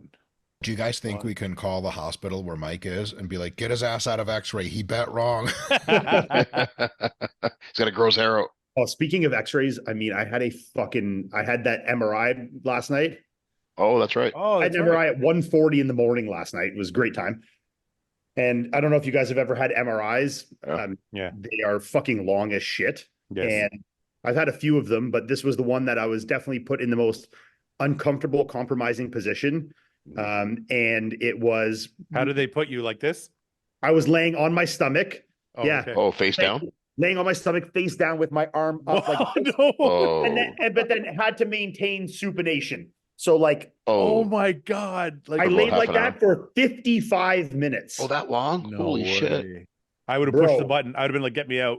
You know, in the I States, they was have starting open like MRIs. the panic. I could feel it building, and my shoulder was like, my rear delt was getting so sore, and my hand I could tell was like so beyond dead, like the circulation and everything. Yeah. And then I could feel like the panic ensuing, and I was like, this is going on and on. I was like, okay, just breathe through it. Like, it's going to be over soon. And it just like kept going and kept going and kept going. It just wasn't over soon. Yeah. It's like you would like, you know, cause it's like the whooshing, like, rah, rah, rah, rah, and stop. Yeah. And then I'm like, okay, we're going to be done. And then it was like, oh no. Yeah. And I'm like, oh my God, no. Are they talking to you? Going, man. It was Are fucking... they telling? Are they talking to you, like telling you like 10 more minutes, like anything like that? No, he only came on at the end when he could like probably tell I was starting, like I'd been in there a long time. He's like, this guy's probably having a rough go. And he came on because like you have the headphones on. Yeah. Do it. Yeah. He's like, how you doing there? You want to adjust? And I'm like, how much longer these guys? He's like, we have 4.5 minutes. I'm like, fucking hoof it, buddy. It's over.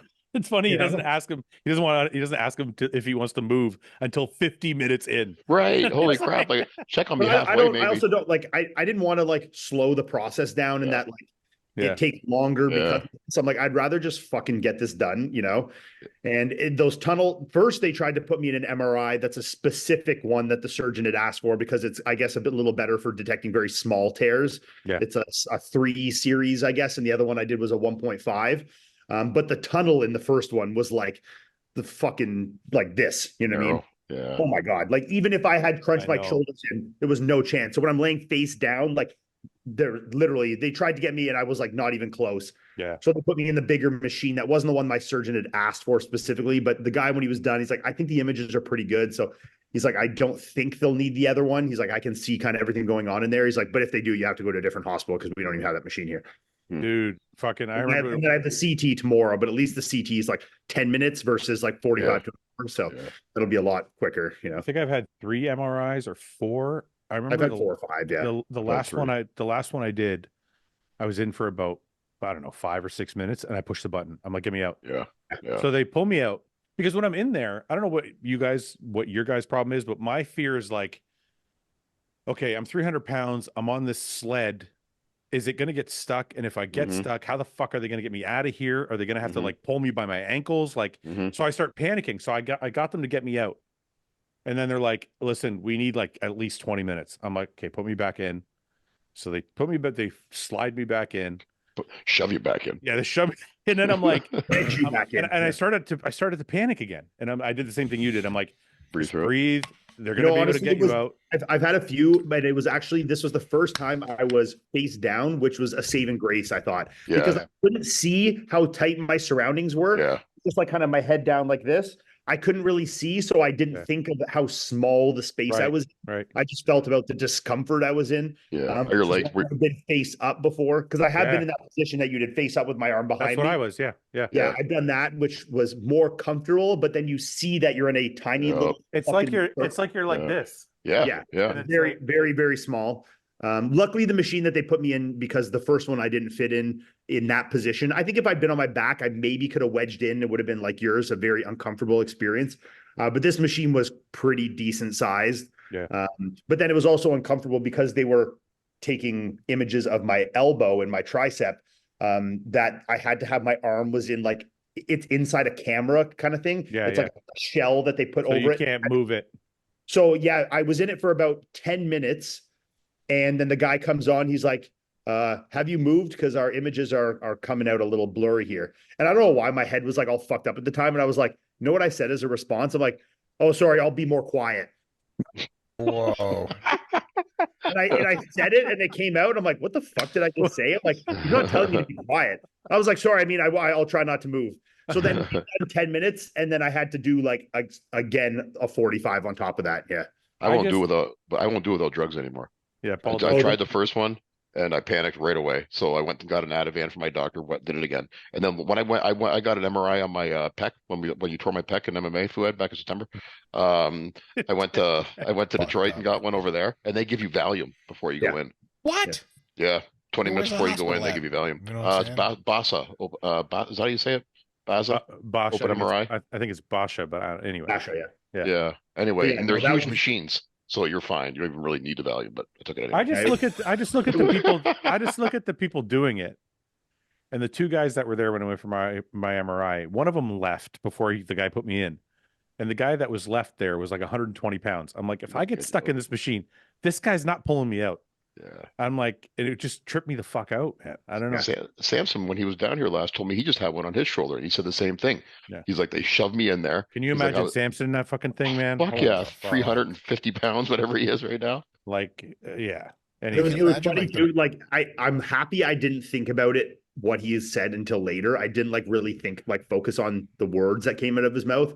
But when we switched from the small one to the bigger one, because I didn't fit it, and he was like kind of unsure if this one, he's like, we've been having problems with this one, so it may not work. And like saying that this Fuck that. I'm not getting into that. hadn't been working good. And he's like, it's been under repairs. He's like, but we'll try it. And at first it didn't work. So then he switched an attachment on it and then it worked. And then he was like, okay, we're good to go. And like at the time I was like not really thinking of it because we just switched machines and blah, blah, blah. But then I got out, I'm like, wait, like if that had, he's saying that this didn't work. I got stuck in there. I'm like, what the fuck? Yeah. At least it was big enough that I didn't feel like if I had the slide didn't work, I could have crawled my way Wedged out. Yeah. Yeah, I could have backtracked out of there and I would have been fine. I didn't feel that claustrophobic, but the discomfort was like, it took 45 minutes to maybe an hour after for my arm to get like half normal feeling after, Holy you know. fuck, man. My rear delt felt so fucked. My arm was completely asleep and like dead, like cold. My shoulder, fuck, I was like, I could barely move my arm. I was like, oh my God.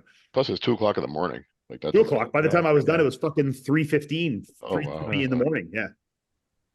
Because I mean, I All got to 1:40 and then, you know, by the time you're in, it's 2 o'clock. And then it took about an hour. It's 3 o'clock. By the time everything's done, you change and get out of there. It was like 3:20, you know. I got home at 4 o'clock in the morning. Did you wear the gown? I wear double gown, front and back, you know. Oh, good for you. I used to Kept have you to wear that. decent. I don't know. You had to ask for another one, or they gave you two? No, they told me put one on forwards, one on backwards, so that your front's covered, your back's covered. Yeah. Yeah, because you can't fit into a normal one. It won't cover everything.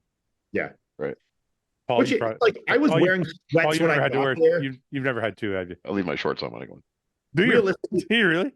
Well, if I can. because I mean, realistically, I was fuck wearing do they need to cotton. see your dick for? Jesus. Well, I was They wearing don't see cotton. my Well, I dick, kept my yeah. underwear on. I was realistically, I was wearing cotton sweat, like a t-shirt and sweatpants when I got there. You put me into like robes that are made of the same goddamn material. I could have just kept my clothes on, you know. I wasn't wearing like fucking jeans with a belt. You know what I mean? Like Yeah.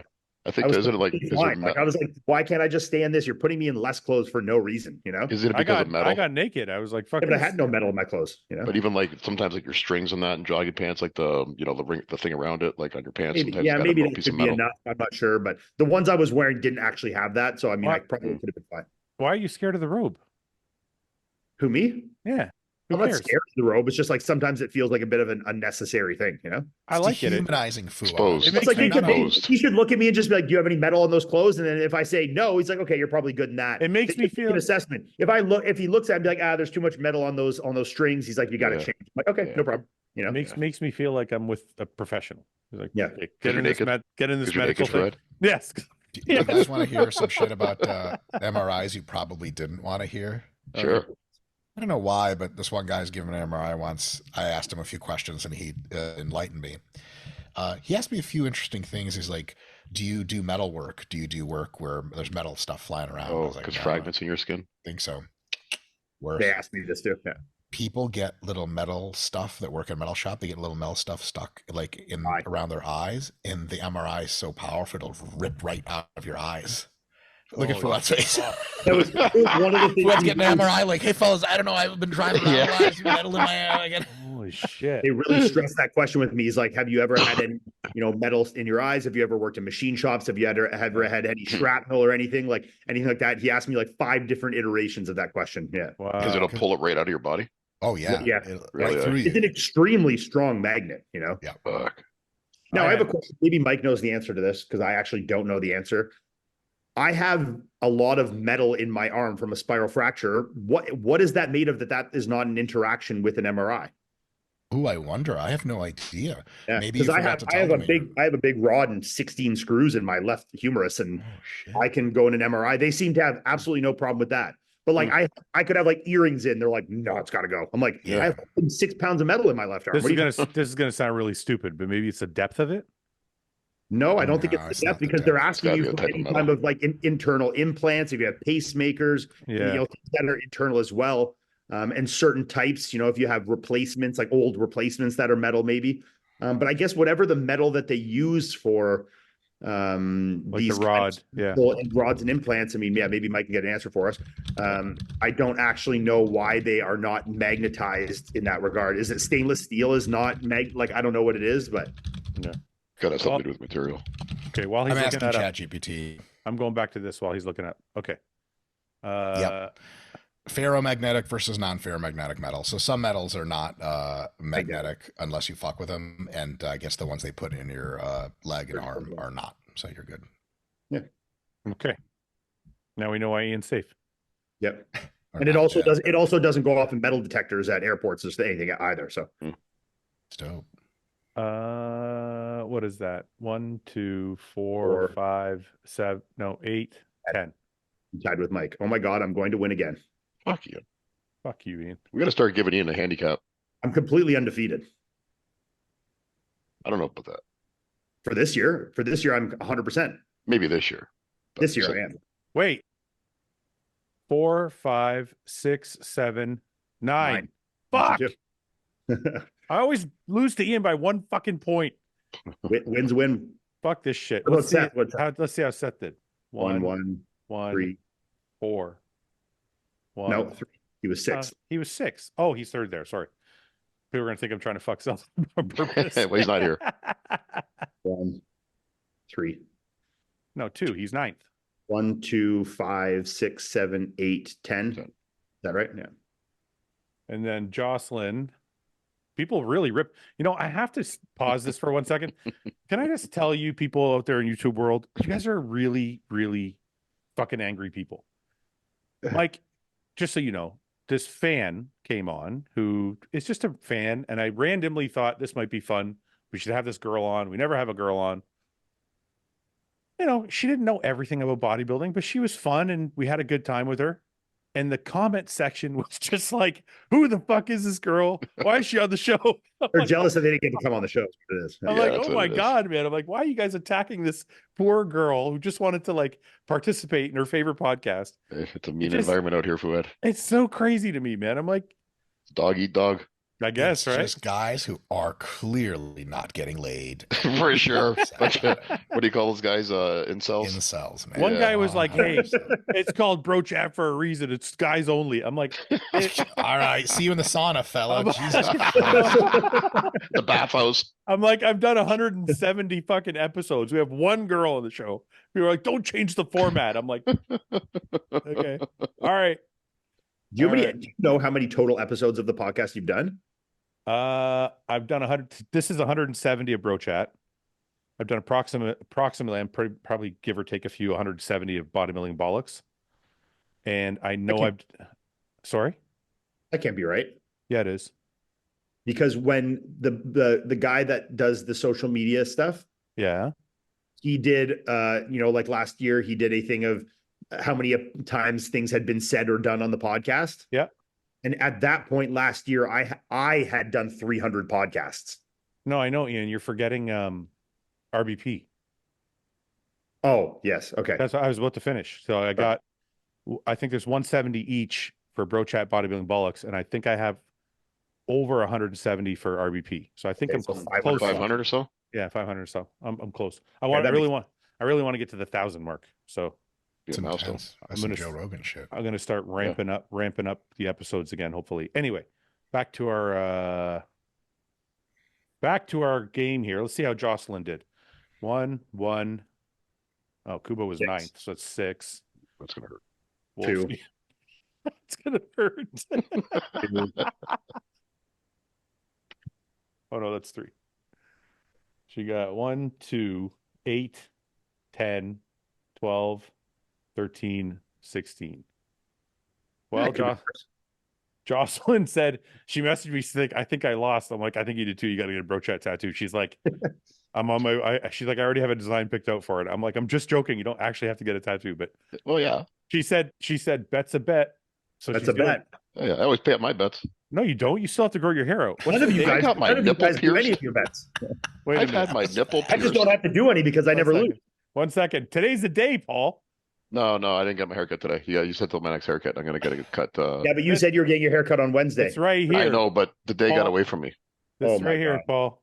You have till the end of the week, Paul. That's it. Okay, fair enough. Fair Paul enough. starts hair growth the 25th. Yep, Saturday at so the latest. Saturday at the latest. 5 weeks. No, it's not 5 weeks. That was It's 5 fucking- weeks. No, it's 8 weeks. Fuck you. It was 8 Don't try and shave it down. You're such an asshole. So, Mike, just so you know what's going on, so it's a kind of inside joke, but not. Paul lost a bet. And he knows him So great. the Well, what's punishment, bet? the punishment is he has to grow his hair out for 8 weeks. Well, I don't grow any hair He much can't here anymore, cut it. Mike. So He can't cut it at all for 8 Yeah. weeks. So it's probably not gonna look great. It's just gonna look like you stopped giving a shit. Yeah, pretty much. Yeah. So you're I'm gonna even look. getting to the point. I said that I wasn't going to cut the transplanted hair for a year and on the top. And even I'm like, I need to cut the hair on top. Why? It looks great. It looks Oh, great, man. Ian. I wish I had not hair bad. like It's that. getting to the point where it's like there's too much volume to it and I don't like it, you know? No, it's Oh, not it that looks like an long. almond. It's like a Enjoy the chestnut. volume, you What previously is that? balding Wait. fuck. What did you say? It looks like an almond. It looks like an almond or a chestnut. It's so thick, full. The sides hard. need to be cut, so I definitely need a haircut. But the top, I'm like, I don't want to have this much hair on top, you know? Oh, I keep But it. I said I'd grow for a year, so I got to. I'm what, 7 months now? So I mean, I'm getting there. Tell Israel this is protein lasagna. I think he's joking. This is Mike. Mike. Yeah, He's in the hospital. Yeah. protein lasagna. Oh, hell yeah, my man. Oh, Dude, he's at a he's eating fucking good. What kind of Hospital hospital is lasagna. that? It's not the hospitals in Windsor, I'll tell you that much. Private Private hospital. hospital. Yeah. Fuck. All right, Mike, do you have to go or do you have half an hour for questions? I have half an hour for questions, but it's 28 minutes for questions. Dude, if you have to go, it's okay for real. You're dieting. Like we don't. If you want me to fuck off, Fouad, just tell me to fuck No. off. Let's do Time to rapid go, fire. huh, Fouad. Mike? Okay, we'll do rapid fire. Okay. Let's see here. Where do you get these, Fouad? They're on my Instagram. He puts up Oh, a post every shit. week. Yeah. I put it up Okay. just before the show and then I take it Got down. it. Okay, so incels again. Got it. If you woke up and you're why is this always the theme here? Told if you, you- incels. If you woke up and I don't know why this says this, like Pat, why can't Read you the write question. if you woke up and were is family gay? That's what it says. What? Who And your would you family is who gay? would you fuck who would you fuck, kill, and marry from the podcast? Like this is I'm reading it word for word. This is a Oh. ESL, eh? It's Pat from Aries. You can't spell. Oh, fucking Pat. Pat. Pat, what the English fuck is is your wrong first with you? language? What are you Fucking doing here? Pat. bro? Coffee ice cream. You have no excuse. Yeah, Pat likes coffee ice cream. That's his favorite ice cream. That's worse than vanilla. What's his Coffee little ice buddy? cream's good. What's his little buddy's name again? Nick. I know. I think it's Alex or something. We keep calling him Nick or Jason maybe. No, I think it's real. My guy name. Choose something white. Matt. Okay, so wait. So everyone, if we woke up and we're all gay, who on the podcast are we fucking? Fuck, kill, marry. Yeah, I guess. Fuck, marry, Fuck, kill. marry, kill. But what does that have to do with them being gay? I don't know, dude. Let's Like, just wouldn't skip. fuck, marry, kill still be fuck, marry, kill if we were straight or gay either way? Because either way, you have to pick someone to fuck. No, because he's saying you're fucking someone in the podcast. So that means you're gay. No, but if You you're have doing to the say fuck, that, marry, we're all kill, dudes. but it's a fuck, Yeah. marry, kill, so it's like you have to pick someone to fuck anyways. Yeah. It's So nice like for him changing it to specify gay the is really irrelevant. All right. Like, Well, if we're playing You're the not, game, you're not choosing because of sexual attraction. if we're well, I am for sure. I love that this is like ask a question, but we just interrogate your shit question and move on. You don't even answer it. shit Like, you suck. question. Your question sucks. Next. What fucking garbage is this? all right. Well, if we're doing it, I'm Mary and Paul. I'm gonna fuck Ian and I'm gonna kill Mike. I don't- Motherfucker. I don't like your protein balls. How dare you? Do I get to pick from anyone on the podcast or just who's here? Well, I just went with who's here. Oh, because I You're mean, gonna, as you're gonna do the always- same thing. No, as always, I'm choosing Samson to be my. Oh, My- you're fuck. Getting interesting. I'm going PC all day on the fuck one. I'm marrying. I'm probably going to marry Paul. He does laundry, and I need that. You know, He does a lot of laundry. Hey, I'd make you happy. Yeah. Yeah. But I have Yeah. enough money to pay for a maid. Yeah, that's true. But Ian's. But I want at least like a little bit of a homey wife feeling to him, and I think Paul can serve it. You know? I take good care of you. You'd be happy. See, Paul's got it right there. Okay. Yep. If I had to Cookie kill, chicken. fuck, who do I have to kill then? Kill Mike. He's the most recent guest. It's the easiest one to kill. So there's gotta be purpose behind the decision. You know? It sucks. You just get killed because no one cares about you. You're like, oh yeah, what's left? I kill him. It's Fuck him. disposable. I don't know. Killing's I the hard wouldn't take, I wouldn't take offense. Ian. No, Kill I think, away he's my gonna, friend. I think Mike's gonna be okay if you tell him. Melissa's over there. She's like, you wouldn't kill anybody. Oh, Melissa. Thanks. I'll take that. I'm not killing anybody. Okay. Wow. All right. How come USA have a lot more pros getting pro cards, but not many of them are doing shows? Is that true?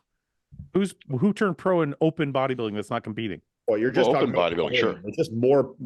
Yeah, but I'm just talking open. I know he's probably talking about everybody else, but I'm just talking open. The open guys are competing, no?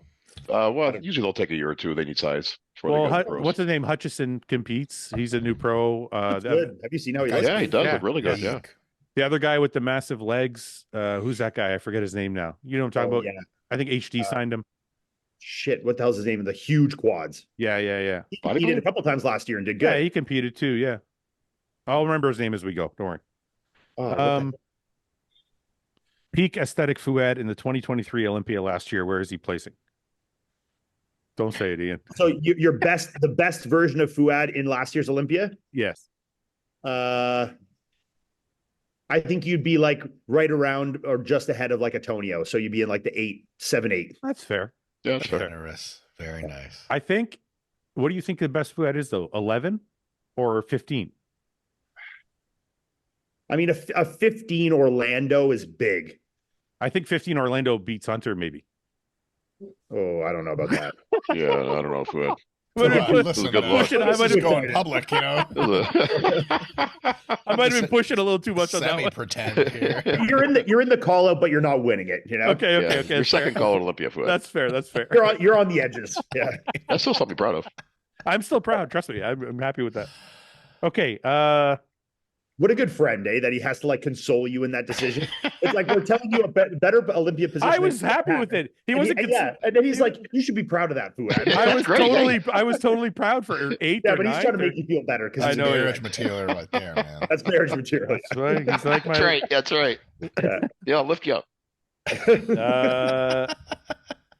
What, Ian? This one we've asked a million times, so I'm going to ask Mike if you know the guys. Do you follow Classic pretty closely or no at all?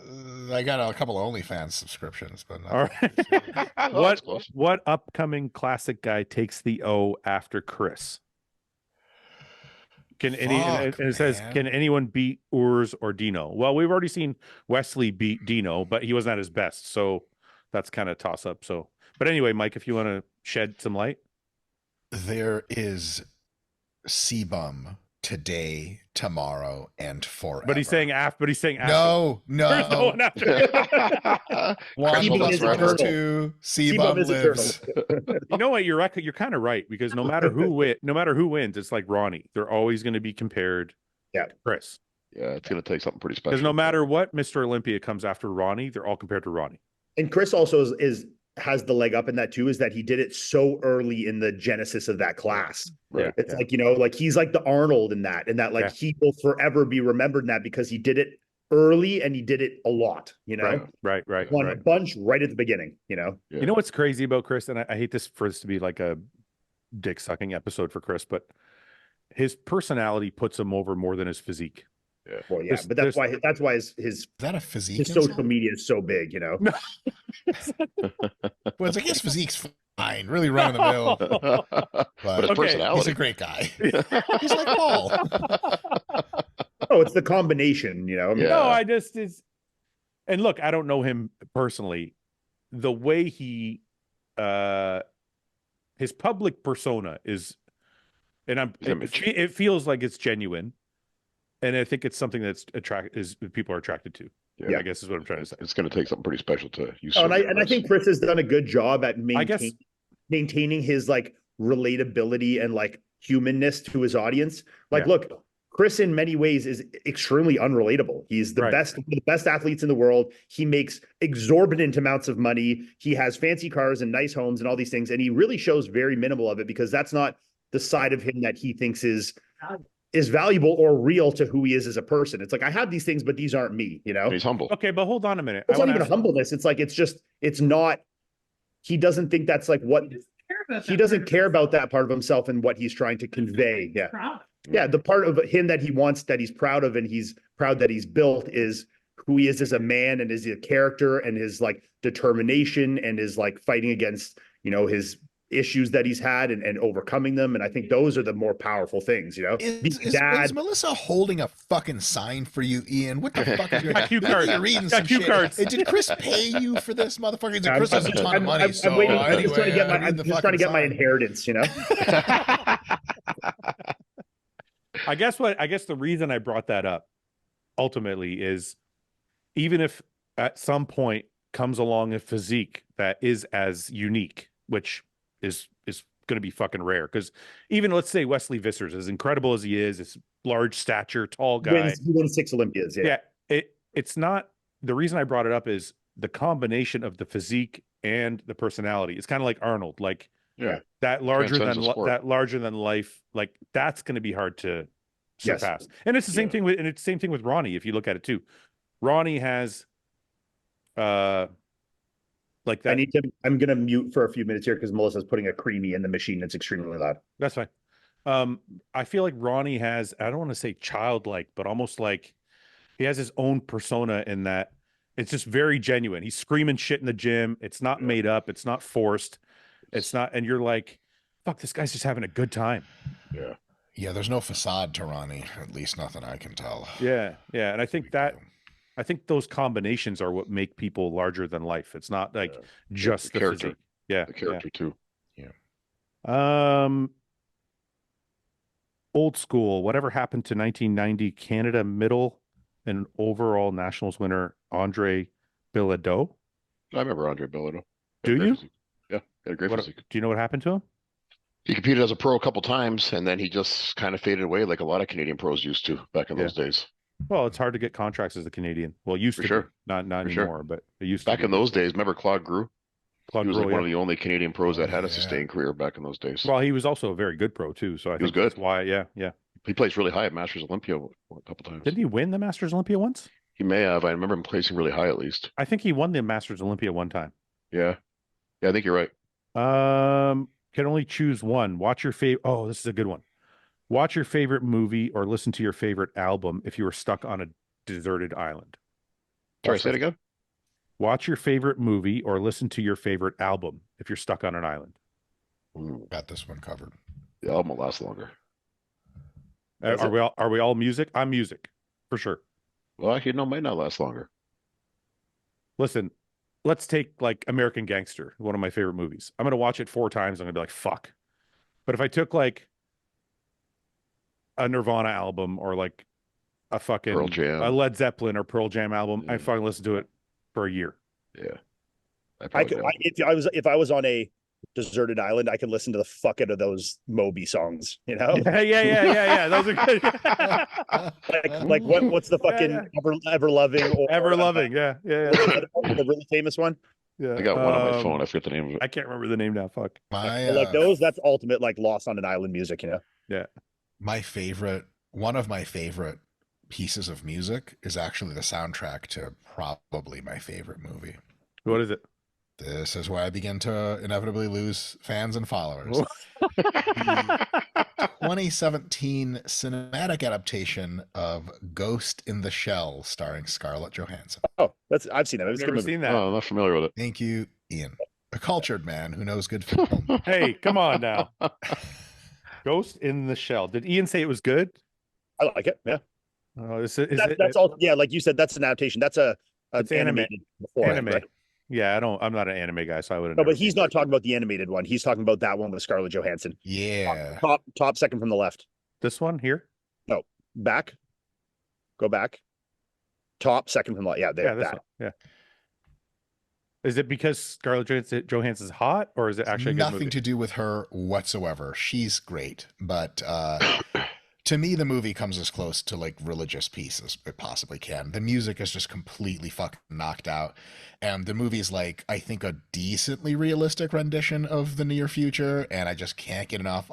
I saw it once, I saw it twice, I saw it 3 times. I listen to the soundtrack when I'm working. And I have to like not watch it too much because I don't want it to fade. I fucking can't get enough of it. I just obsessed. That's honestly how I am. I got it. With two of the Matrix movies that I can watch to like almost delirium. Which ones? First and second. My man, same. Matrix Second Reloaded, one, I can watch. Reloaded, yeah. Second one I could watch, and I've probably watched like upwards of 150 times in my life. Yes. The twins. As soon as the twins come out, I know all their lines. I love that shit. And everyone's like, it's objectively a terrible movie. I'm like, shut up, let me have my dreams. One of my favorite movies. Yeah. They started to get a little wackier after that one, but I mean the first two. Wacky. Yeah. Would you rather $1 million now or 25 mil, but you can never use the toilet or anything similar ever again? What? So Where are you supposed to go to the bathroom? I don't know why it's the 1 or 25. Okay, but that's going to be tough. I mean, it would, if you were at home all the time, you could make that work and you could just shit and piss in your yard and not use a toilet. But if you It would suck after a while. The though. neighbors get you have to- confused a little bit. It's a lot of shit you gotta clean up. travel. If you ever have to travel, that would be hard. But if you have that much money, you could be living in like pretty recluse, so it wouldn't be that hard. But if you want to go anywhere in public, like you got to really make sure that you go before you leave home and don't eat or drink. Well, the way I'm reading this, I'd rather take the $1 million now and have a toilet. This is a great assessment for it. Yeah. Can you imagine you're like on a fucking business class, like the area of the flight, and you're just like Just shit yourself. Like, sir, are you okay? You're like, it's okay. I have $25 million. here's here's $1,000. Shut up.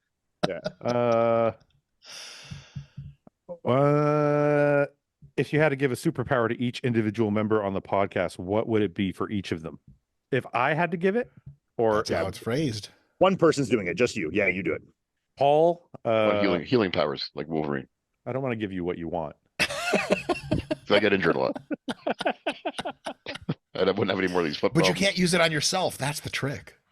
Oh, Steal See? others, but not yourself. Yeah. Yeah, that'd be fucked up. I don't know what I would fucking give you guys. I'm not doing this. Okay. How's Mike's shoulder doing? We had him on earlier. It's actually his hip, not his shoulder. He's doing great. Oh wait, is he asking about the previous one? I think his shoulder's doing really good. He's got a lot of his range of motion back and stuff. Ian, when will you come back from retirement?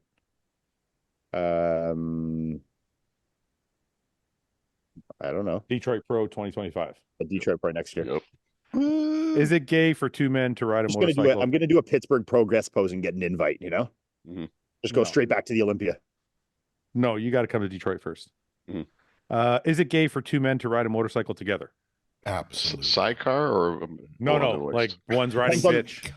Depends on the relationship. Like, is it your father or your grandfather? Completely fine. If it's your What if it's you and Paul? two 35-year-old men on like a, then it's getting a little sus for sure. What if it's a spider? What if it's a three-wheeler with like proper seating? Is it still gay? It's still pretty whack. Yeah. I had to do it once. I actually Unless witnessed it's just out of just pure convenience. Like if you're just like ripping to the gym, but if you're doing it out of joy, like you're going for a ride through the countryside, You're gay for sure. yeah, you're super gay. The dynamic matters. The dynamic matters big time. You're You know, doing I it. know where you're driving for joy, and it's to the gay club, motherfucker. You're See just you going there. like through, if you're driving through like Calabogie and doing a nice fucking tour with Paul in the back holding you around the waist. Yeah. Well, especially Paul. Yeah, look that's- at that that's silver borderline. daddy looking motherfucker. Yeah, I hitched a ride in the back of a motorcycle once. The guy was driving. It was in Mexico. Was it I gay? mean, I used to drive on the back of the motorcycle with my dad all the time, but I didn't ever like he was my father and I was a child, Yeah, that doesn't count. I rode on the back of a motorcycle once. It was the chick that worked that bartended at Joker's, and she had a sport bike, and she drove with you on the back. Hot. I was on the and she Fucking awesome. was flying, and I think that's where I first got my love for motorcycles. I was like, I got to get one of these things. Dude, that's hot. Is she was on a crotch rocket or a cruiser? Yeah, no, crotch rocket. Oh my god, did she have like the fucking decked out outfit or no? I'm married. I'm not revealing anything else. Never mind.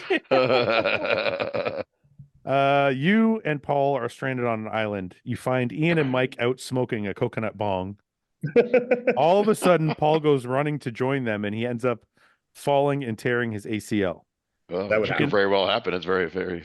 You can wait. This Likely. gets worse. This gets worse. It's better be going somewhere. You can help him fix the tear, but you have to oil him up for an hour in the dark while Ian and Mike watch you.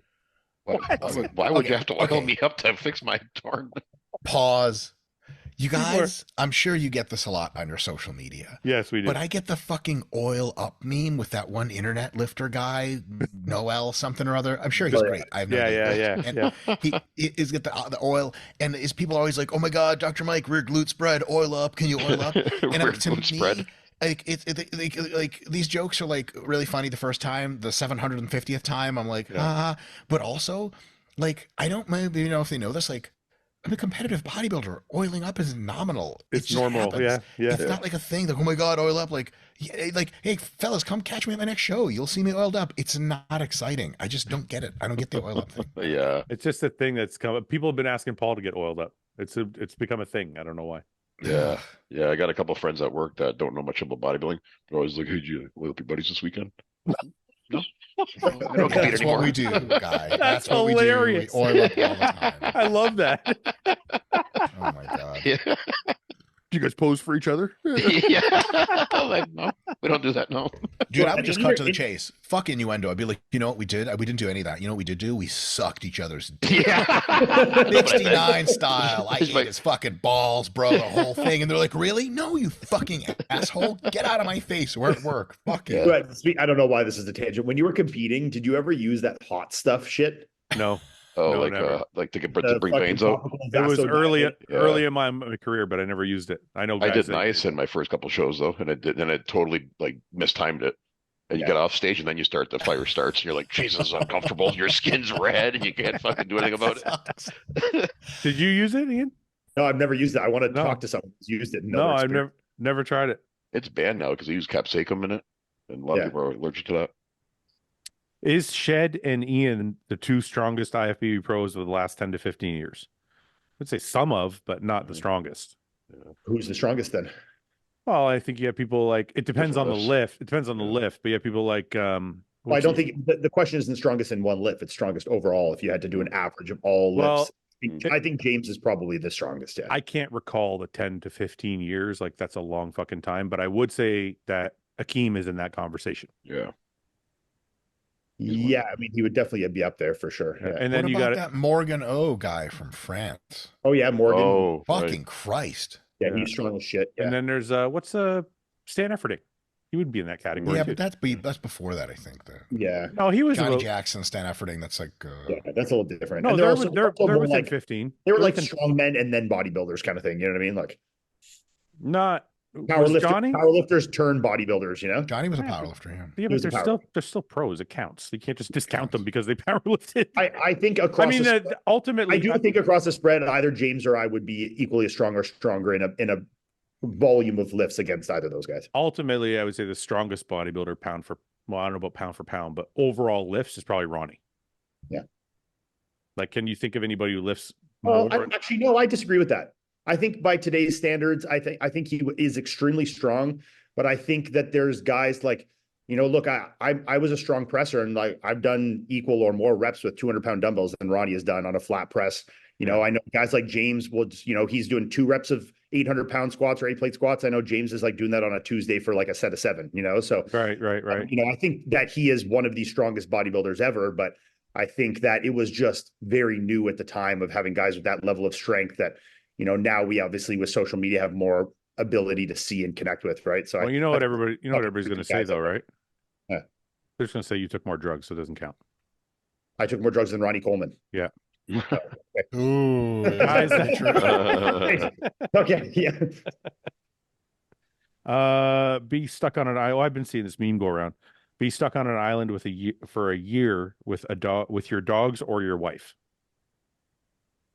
Where is the island? It's deserted. But like, is it in a tropical climate? Yes. It's my Oh, dog. then I got to pick my wife. I have French bulldogs to be dead in 25 minutes. Okay, the weather's good. They can survive.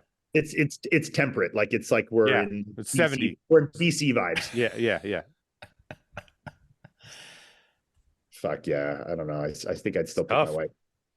I think I'd pick my Is wife. it tough? I Are you I think I might pick my dogs because I don't know if I'd want Melissa to be stuck on an island with me. I would think I would like that's Oh, that's very unselfish. the Very neither selfish. of that That's right there. burden, I think that was his way of getting out of the question, but also very, very intelligent. Yeah. Yes, Well I placed. also fear for my wife's safety. I would take my dogs. Yeah, I And want I my wife to feel be like happy, so I wouldn't want dogs her in either. some capacity might be somewhat useful for getting food. Survival. Yeah, I mean, I could teach my little white fucking cocker spaniel to catch some birds or some shit, They're going to wait for you to die, and they're going to eat you. That's what's going to happen. I think it's going to be the opposite of that. I'm going to get hungry and then kill them and eat them. Yeah. Which Tom Cruise character? If you didn't know, Mike, Paul has a very strong hatred for Tom Cruise. Let me clarify. I don't hate Tom Cruise. No, he's made it very clear that he would like to fuck him in He's the ass Canadian. He's and then beat the incapable of shit out true of him. hatred. Yeah, yeah. No, I can hate. But it started because someone asked me once if I thought I could take Tom Cruise in a fight. Fuck And yeah. I definitely think I could take him in a fight. Fuck I yeah. don't think so. Fuck Tom Cruise. I don't think so. Fouad, I'm so much What bigger the and fuck, stronger than Fouad? him. Are you crazy? Did He you does watch all his. Mission He does Impossible all. too He many does all his times? own stuff. He does all those. Yeah, no stunts. shit. Which- Hey, here's which- a stunt I'd like to see him do. Get your head knocked off by Yeah. Paul, motherfucker. Thank you, Mike. Thank you, Mike. Exactly, Fouad. Yeah. Which Tom Cruise movie character does Paul hate the most? They're all the same. Yeah, they are. Yeah, all they are same. the same It's just character. Tom No, Cruise. come on. Wait a minute. Let's Okay, ask me Tom Hanks. Jack Reacher. Jack I hate Reacher's a Tom good Hanks. movie. There's a bunch of good Tom Cruise movies. Jack Reacher's not a good movie. Yeah, Fuck. it is. What Come on. about the show? What about the Show Me the Money Tom Cruise? Oh, from Yeah, that guy's a fucker. Punchable. You know, he's the best Tom Cruise is. What's the Jungle Top movie? Gun. No, the fucking comedy. Oh yeah, you're right. Oh. That's by far the best Tom Cruise. If Oh, you watch Tropic that in Paradise. Tropic Thunder. Yeah, Tropic yeah, Thunder. that doesn't yeah. make you love Tom Cruise. I don't know what will, because that's fucking. You know, is hilarious. a good Tom Cruise, the one with him flying the cocaine for the CIA. Yeah, American Me, is that what it's called? No, American Made. American Made. That's it. Yeah. Okay, so which one do you hate the most, Paul? Who do you want to? I don't know, but Tom Hanks. I'll tell you right now, I hate Forrest Gump. What the fuck, Paul? That's what I hate said. Forrest To Gump, like Mike. you, this I might hate- fucking I- be your favorite movie ever. That he's just too stupid. I just get annoyed by it. Paul, do you know I have like a real Melissa's shitty laughing hysterically, though. impression of what's his name, Forrest Gump. Forrest I Gump, could do really? on the spot. Yeah, maybe, Who maybe can do no- a good maybe next impression? time. What? I can No, do. go I ahead, can do a let's see it. decent Forrest Gump. Do it. All right, let's see it. What's the matter with you, Paul? You hate me, but it's Oh because my I'm God. stupid. That's fucking really good. Yeah, see, I can't watch Holy it. shit. The reason you hate me is because I'm a lot like you. Oh my God, that's so Yeah, fucking see, great. I hate that movie. Thank you. what- Really, you don't like it, but it's a life-affirming film that the mentally ill person What about could become the Outcast? best You at like- you everything. like- I An think Outcast. Paul Hated Paul that doesn't too. like it. Listen, I think Paul doesn't like him because he's mentally ill. No, it's not that. I don't have nothing wrong with people with Tom mental Cruise health is issues. Tom Oh no, Hanks. Paul, we have your quote. Like, yeah, just and like Forrest we Gump, like. he's like kind of slow. Oh yeah, I hate the mentally ill. Quote Paul. Yeah, I'm Good. putting it on a shirt. Fine. I'm all Paul- for mentally ill Jesus. people. Paul's He got a just- line of merch coming out. It's gonna say Yeah. Paul on the front, and I hate handicapped people on the Yeah. back. No, don't say that, but he overacts in that movie. What do you mean? Oh, now you're an acting fucking. He just plays. He's too stupid. It This is annoys a- the fuck out of me. I can't watch it.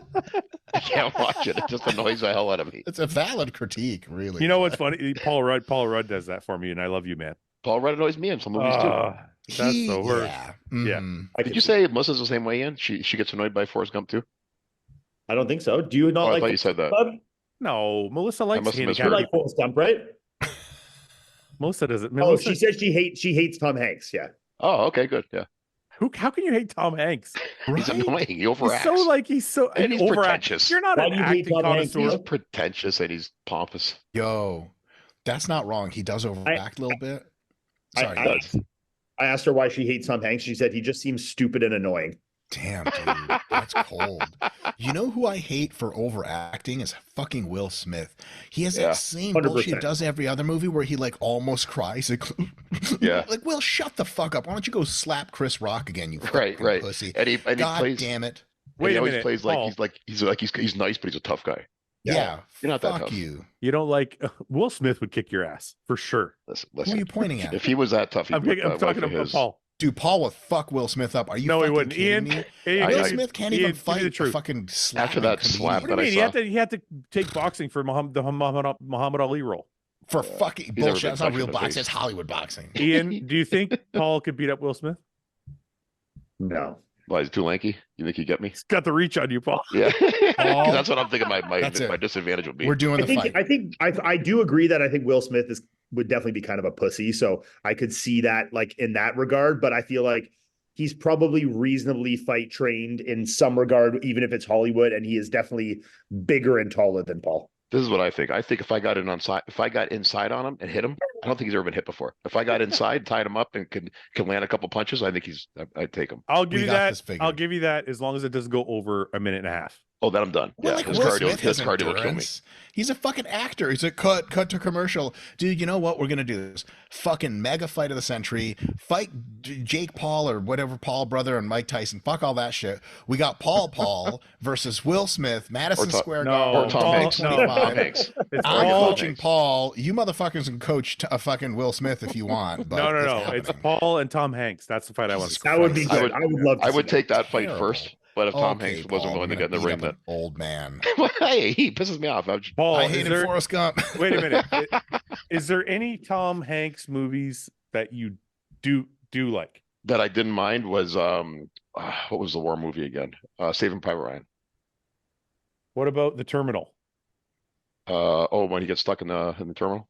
What about What about The Green Mile? That was a good movie. No. I've actually No? never seen that. I loved what's the big dude's name in that movie? He's dead now. Michael Clark. He's dead Duncan. now. Yeah, I liked him in that movie, but You didn't like The Green Mile, man? Actually, What's wrong with that's you? the first movie that made me cry. then that means you liked it, and you like Tom Hanks, and you're just I being like an asshole. Ah, I like the big dude. I felt bad for him. Do you like the movie The Aviator with him and Leonardo DiCaprio? I don't think I saw that. Was that when he was a like? Was it And Leo's like the con man, you know? No, I didn't see it. What about The Greyhound? I don't think I saw the that either. fuck is that? So Yeah. basically, you didn't see any Tom Hanks movies except for Saw Forrest Gump. Well, remember what was that movie he was in where he plays like what the fuck? Why does he look black there? That's funny. That's fake, right? Okay. What about Castaway, Paul? No? No, didn't like that. Didn't like Big. I hated that movie. Michael Clark sucked. Duncan was pretty fucking yoked, eh? Yo, He was for huge. real. He was What jacked. the fuck? This guy was Dude, what the huge. fuck? Is he drug free? Oh, what about or this? not? What about No. this movie? What's it called? The flight movie. Oh, What's yeah. it called? Captain Sully. Something. Sully. Oh, Sully was okay. I didn't mind him in what's that movie too where he plays a pirate? Or sorry, Phillips, a captain of a right? ship. There and is. the- That yeah. was fucking dope. So He was just pretty like, good in that one. So just like food, we've realized that Paul hates him and he hasn't tried it yet. This is the same No. thing you do with everything. You formulate these hatreds for things that you haven't even tried. There's a few of his movies that I hate him in. Yeah. Okay, but there's a few sounds like that you like him in. I don't mind. Well, him I in. support your. Yeah, but does he Mike. like them because he thinks the movie's good, but it's not? Oh yeah, you could have put someone else in his role, and I would have liked the movie Yeah, just see. the same. You would prefer if He the didn't- actor wasn't in the movie. The movie's just good enough that he can settle. Right. with it. Yes, Like yeah, if they you put know- Sylvester Stallone in his You know role, what? Paul, it would be a way better. You're movie. right. These Sylvester Stallone. these two Oh my God. these two Somali pirates made the movie. The most Italian answer you could have given, you know? Well, I always liked the story about Somali pirates. I always read about that. Yeah, but but yeah, you Ian- put Sly Stallone in that role. But Ian, That that movie's a goes hit. for absolutely. If you picked any movie and put Sly Stallone in it, Paul would like it. Just more. funny because like he's like the worst actor ever. You know? What do you mean? He's literally like top 5 There you go. worst But actor. Paul is half Italian, but thinks he's 100% Italian.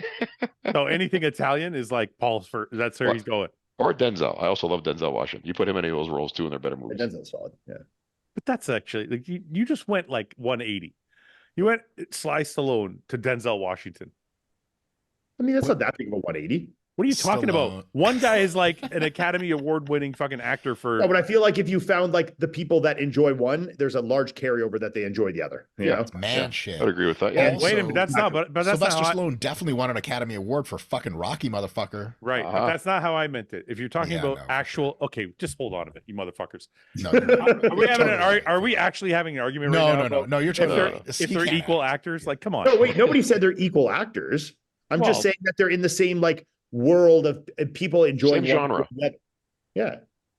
Well, yeah, men enjoy them both. That's like That's half the world. That doesn't say anything. No, but I'm sure there's lots of Okay. When are we getting Paul merch? Potentially next week or the week after. Oh, is that so? Ian, this is for you. Would you rather be silenced with a gag ball or spanked with a paddle? and this is in a bedroom setting. I don't Could be. know. It be. doesn't say. Yeah, spank with a paddle. A gag ball is a little wacky for me. It's a little much, yeah. I take Yeah, the no, I take the paddle. That's too. like Doesn't I'm look feeling comfortable. very like very Emasculated. Yeah. Is a paddle those your pants down?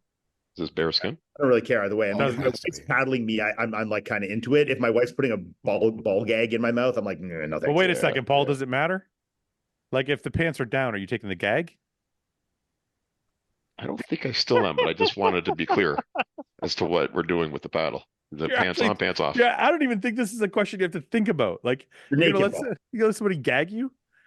I don't want someone spanking my ass either with a paddle. I'm assuming we're talking about a dude here spanking. No, I was- why did I you was make talking about that my assumption, wife. Paul. Never said that. Okay. Well, if it's my wife, then yeah, I'll let her spank me with a paddle. Yeah. Okay, Yeah. what if It doesn't matter if my pants are on or okay, off. wait a minute. What if it's a dude? What is the gag now good? No, the gag is never good. But I don't want a dude spanking my bare ass either. Yeah, but I'd rather have a dude At least it's spanking with a my ass paddle and than- not his than hand. He's gagging touching me. with an object, not with himself. You know. Yeah. Would you rather have the dude spanking you or gagging you? Well, if my pants are off, I don't know. Maybe I take the gag in that situation then. Why are your pants off if you have a gag in your mouth? They wouldn't be. Let's be. We're just setting Paul up at this point. Yeah, you're leading me down a road here. I don't want to go. Guys, I gotta fuck off. Okay. All right, dude. Pleasure, Mike. Oh, See wait, you we guys. went way over. Sorry, Mike. No worries. See you guys. Catch We'll up talk soon. All right? Thank you. Yeah, Thank you for appreciate coming, it. man. It's a pleasure, Okay. Mike. Bye. Bye bye. All right, we'll do a couple more, then we'll go. Yeah, it's only 8:37. Would you rather be? No, we already did that.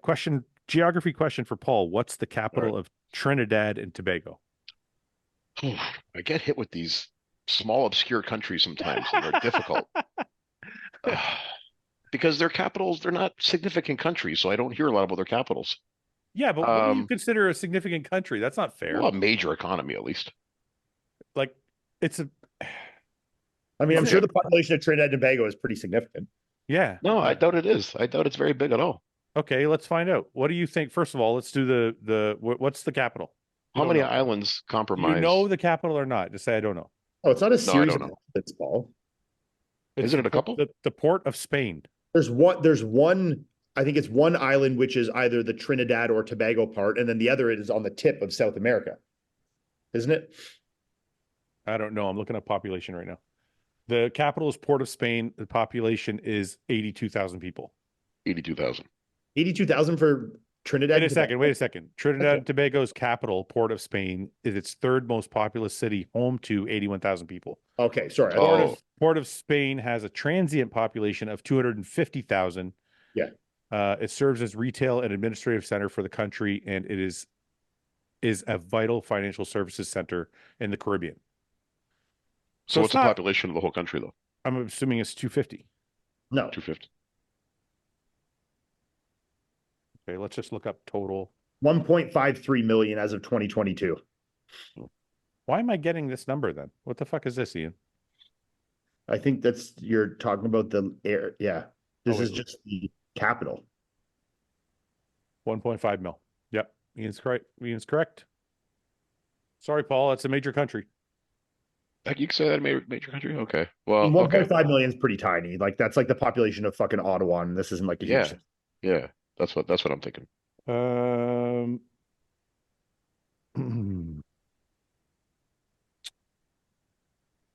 Is EQ really toxic to the kidneys? Ian, you can answer this while I go take a piss. I don't know. Is it? You tell me, Paul. Well, it's a veterinary drug, isn't it? So wouldn't that by nature make it more toxic? I mean, not necessarily. I mean, No. is there a correlation between something being veterinary and it being more toxic specifically? I just thought there'd be more safeguards in place with something designed for humans. Okay, I can see that. Sure. Yeah. Yeah, because I mean, human trial drugs are obviously going to be the most safe in that regard, you know? Yeah, right. Like bioidentical things like testosterone stuff. I mean, I actually don't know the answer to that. If there's like a direct link, if that it's particularly kidney toxic. I mean, I never had any issues with my kidney values when I took it, but maybe people do. I mean, I actually don't know the answer to that. I'm not by any means a steroid expert, but EQ is always like a stacked drug, right? Like it's something that you add to your stack. It's not something that you would base your stack around. Is EQ kidney toxic? Let's get an answer here. Not approving a great. No.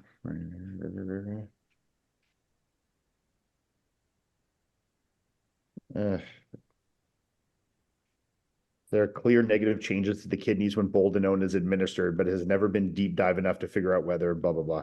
Yeah, I mean, but you're going to get that in a lot of different drugs, I suppose. But yeah, it seems that it is particularly hard on the kidneys. I mean, could that be a blood pressure thing? Like, I'm not sure exactly why that would be, you know, Right. like maybe with driving blood pressure up, you know, like because it's, you know, increasing like hemoglobin, hematocrit, and through that, you know, pressure's higher, kidney function goes down. I'm not sure exactly, but who knows? Would you call it more of a mass building drug or like a cutting drug if you can put them in those categories? I only ever used it in an off-season setting. Oh yeah, you never use a pre-contest? Well, pre-contest up to maybe 8 to 10 weeks out, but Okay. never like close to a show. No. What did I All right, miss? next Anything good? How about EQ? Is EQ toxic, Fouad? Known to be? I Googled it. Listen, I'm not a pharmacologist. The only way I know how to answer this is I shouldn't even answer this. You know what? I just think all fucking steroids are toxic at a certain level. Yeah. Just some are worse than others. That's Yeah, how I okay. that's how I Fair would enough. probably answer it. Mhm. Can you please address thick waist versus bubble waist? Too many people say Oh, I think they mean distension rather than. yeah, they're talking about like thick obliques versus distended stomach. Yeah. I mean, well, they're just two different things. Yeah. One is this way, one is this way. Will Hostile come out with an energy drink? No, but we do have some RTDs coming soon. Like a protein RTD? Pre-workout. Or like a workout RTD? Like a pre-workout. Yeah, we're working on it. Sick. What's considered microdosing? And I wanted to ask Mike this before he left. I know what microdosing is, but I wanted to ask Mike's opinion on it. What? Like Mushrooms? what? So the question is, what's considered? No, not mushrooms. What's considered microdosing, and do you think there's a benefit to doing it with TRT? Ian, you want to answer this since you practice it the most? Do you still do it, Ian? Do you still micro? Well, I'm completely testosterone free for a while now. Yeah. He's trying to get, okay. I thought you were just on a low dose. He's trying to get pregnant. I'm off completely for, I mean, almost 2 months. I've been zero. I tapered down before that from 180 milligrams down to 0 over like a 3-month span. I kind of tapered it down in like 20 milligram chunks. So like 180 to 160 to 140 down until I got to 0. Mm-hmm. And kind of phased it out. And at that same time, I kind of ramped up my HCG. And I honestly, I don't know if I did it really well or I'm just like responding well. I'm not sure, but I feel completely normal. Like really, See? I've lost. Honestly, in the gym, I'm still gaining strength, and I haven't taken a testosterone in 2 months. I'm like as strong as I've been at points on steroids right now. Really? See, I told you, Paul. I was like, but Ian's 32. What is your measure? What was your test measurement in your blood work? Do you remember? When? When was the last time you did blood work? Well, I still had some testosterone in the last time I did it, plus the HCG. Okay. So, well, because I was like just over normal range, but like on my way down. Okay. Well, because I was telling Paul that like the last blood work I did, my test levels were 100, which is okay. Well, mine aren't like that. Yeah, the HCG I'm taking is a high enough dose that it's definitely giving me like my testosterone levels are not low. You know. Yeah, I'm not taking any HCG or anything, but the crazy thing is I feel just fine. Yeah, you seem to be still strong in the gym and everything, and you seem energetic. I mean, I can tell. Sorry to interrupt. I can tell certain things that have devolumized a little bit, like my shoulders are not quite as round or certain things. Okay. Like I still feel like I look pretty decent, and in the gym, honestly, I feel fantastic. Like my recovery is not the best it's ever been, but it's still good. My endurance and like training energy is very good. Like I can train very hard for a long time, and I'm not like sweating or dying and fucking out of breath. Honestly, I feel really good. How about a personal question? How's your sex drive? It's you don't have to whisper. it's fine. I wouldn't say it's good, but I wouldn't say it's bad. It's like I feel like very normal in that regard. Like I'm not thinking I don't have dick brain where I want to fuck 24/7. Okay, yeah. I'm sure. Yeah. I gotta be. What's your performance like? You good? What do you performance wise? What do you mean? Is dick performance? Yeah. Yeah. No negative change there at all right now. Holy shit! I'm just curious, Fouad. It's very personal. Like I'm just curious because that would be one of my concerns that I'm going to lose performance. How's your hard on? Is it hard or is it like semi-hard? Yeah, but really, Paul, in that regard, if you were like, say if you were in my situation and you're trying to bring it down because you're trying to gain fertility back in that regard, and like you're doing it and everything else feels good except for that your dick's not working, they invented fucking Cialis for a reason. You know what I mean? Right. Yeah. I got to tell you, the fact that you said dick brain just triggered something because I'm like, that's pretty much what I had my entire bodybuilding career. And it's actually like when people are like, oh, are you fucking as much? It's like, honestly, I'm fucking enough to where I don't think about it to like, it doesn't fuck with my head every day. Yeah. It's almost nice to be off the gear and be like, honestly, you can be a lot more productive and focused in everything else in your life when you're not fucking thinking about your dick all day. Yeah. Jerking off 4 times a day. Yeah, exactly.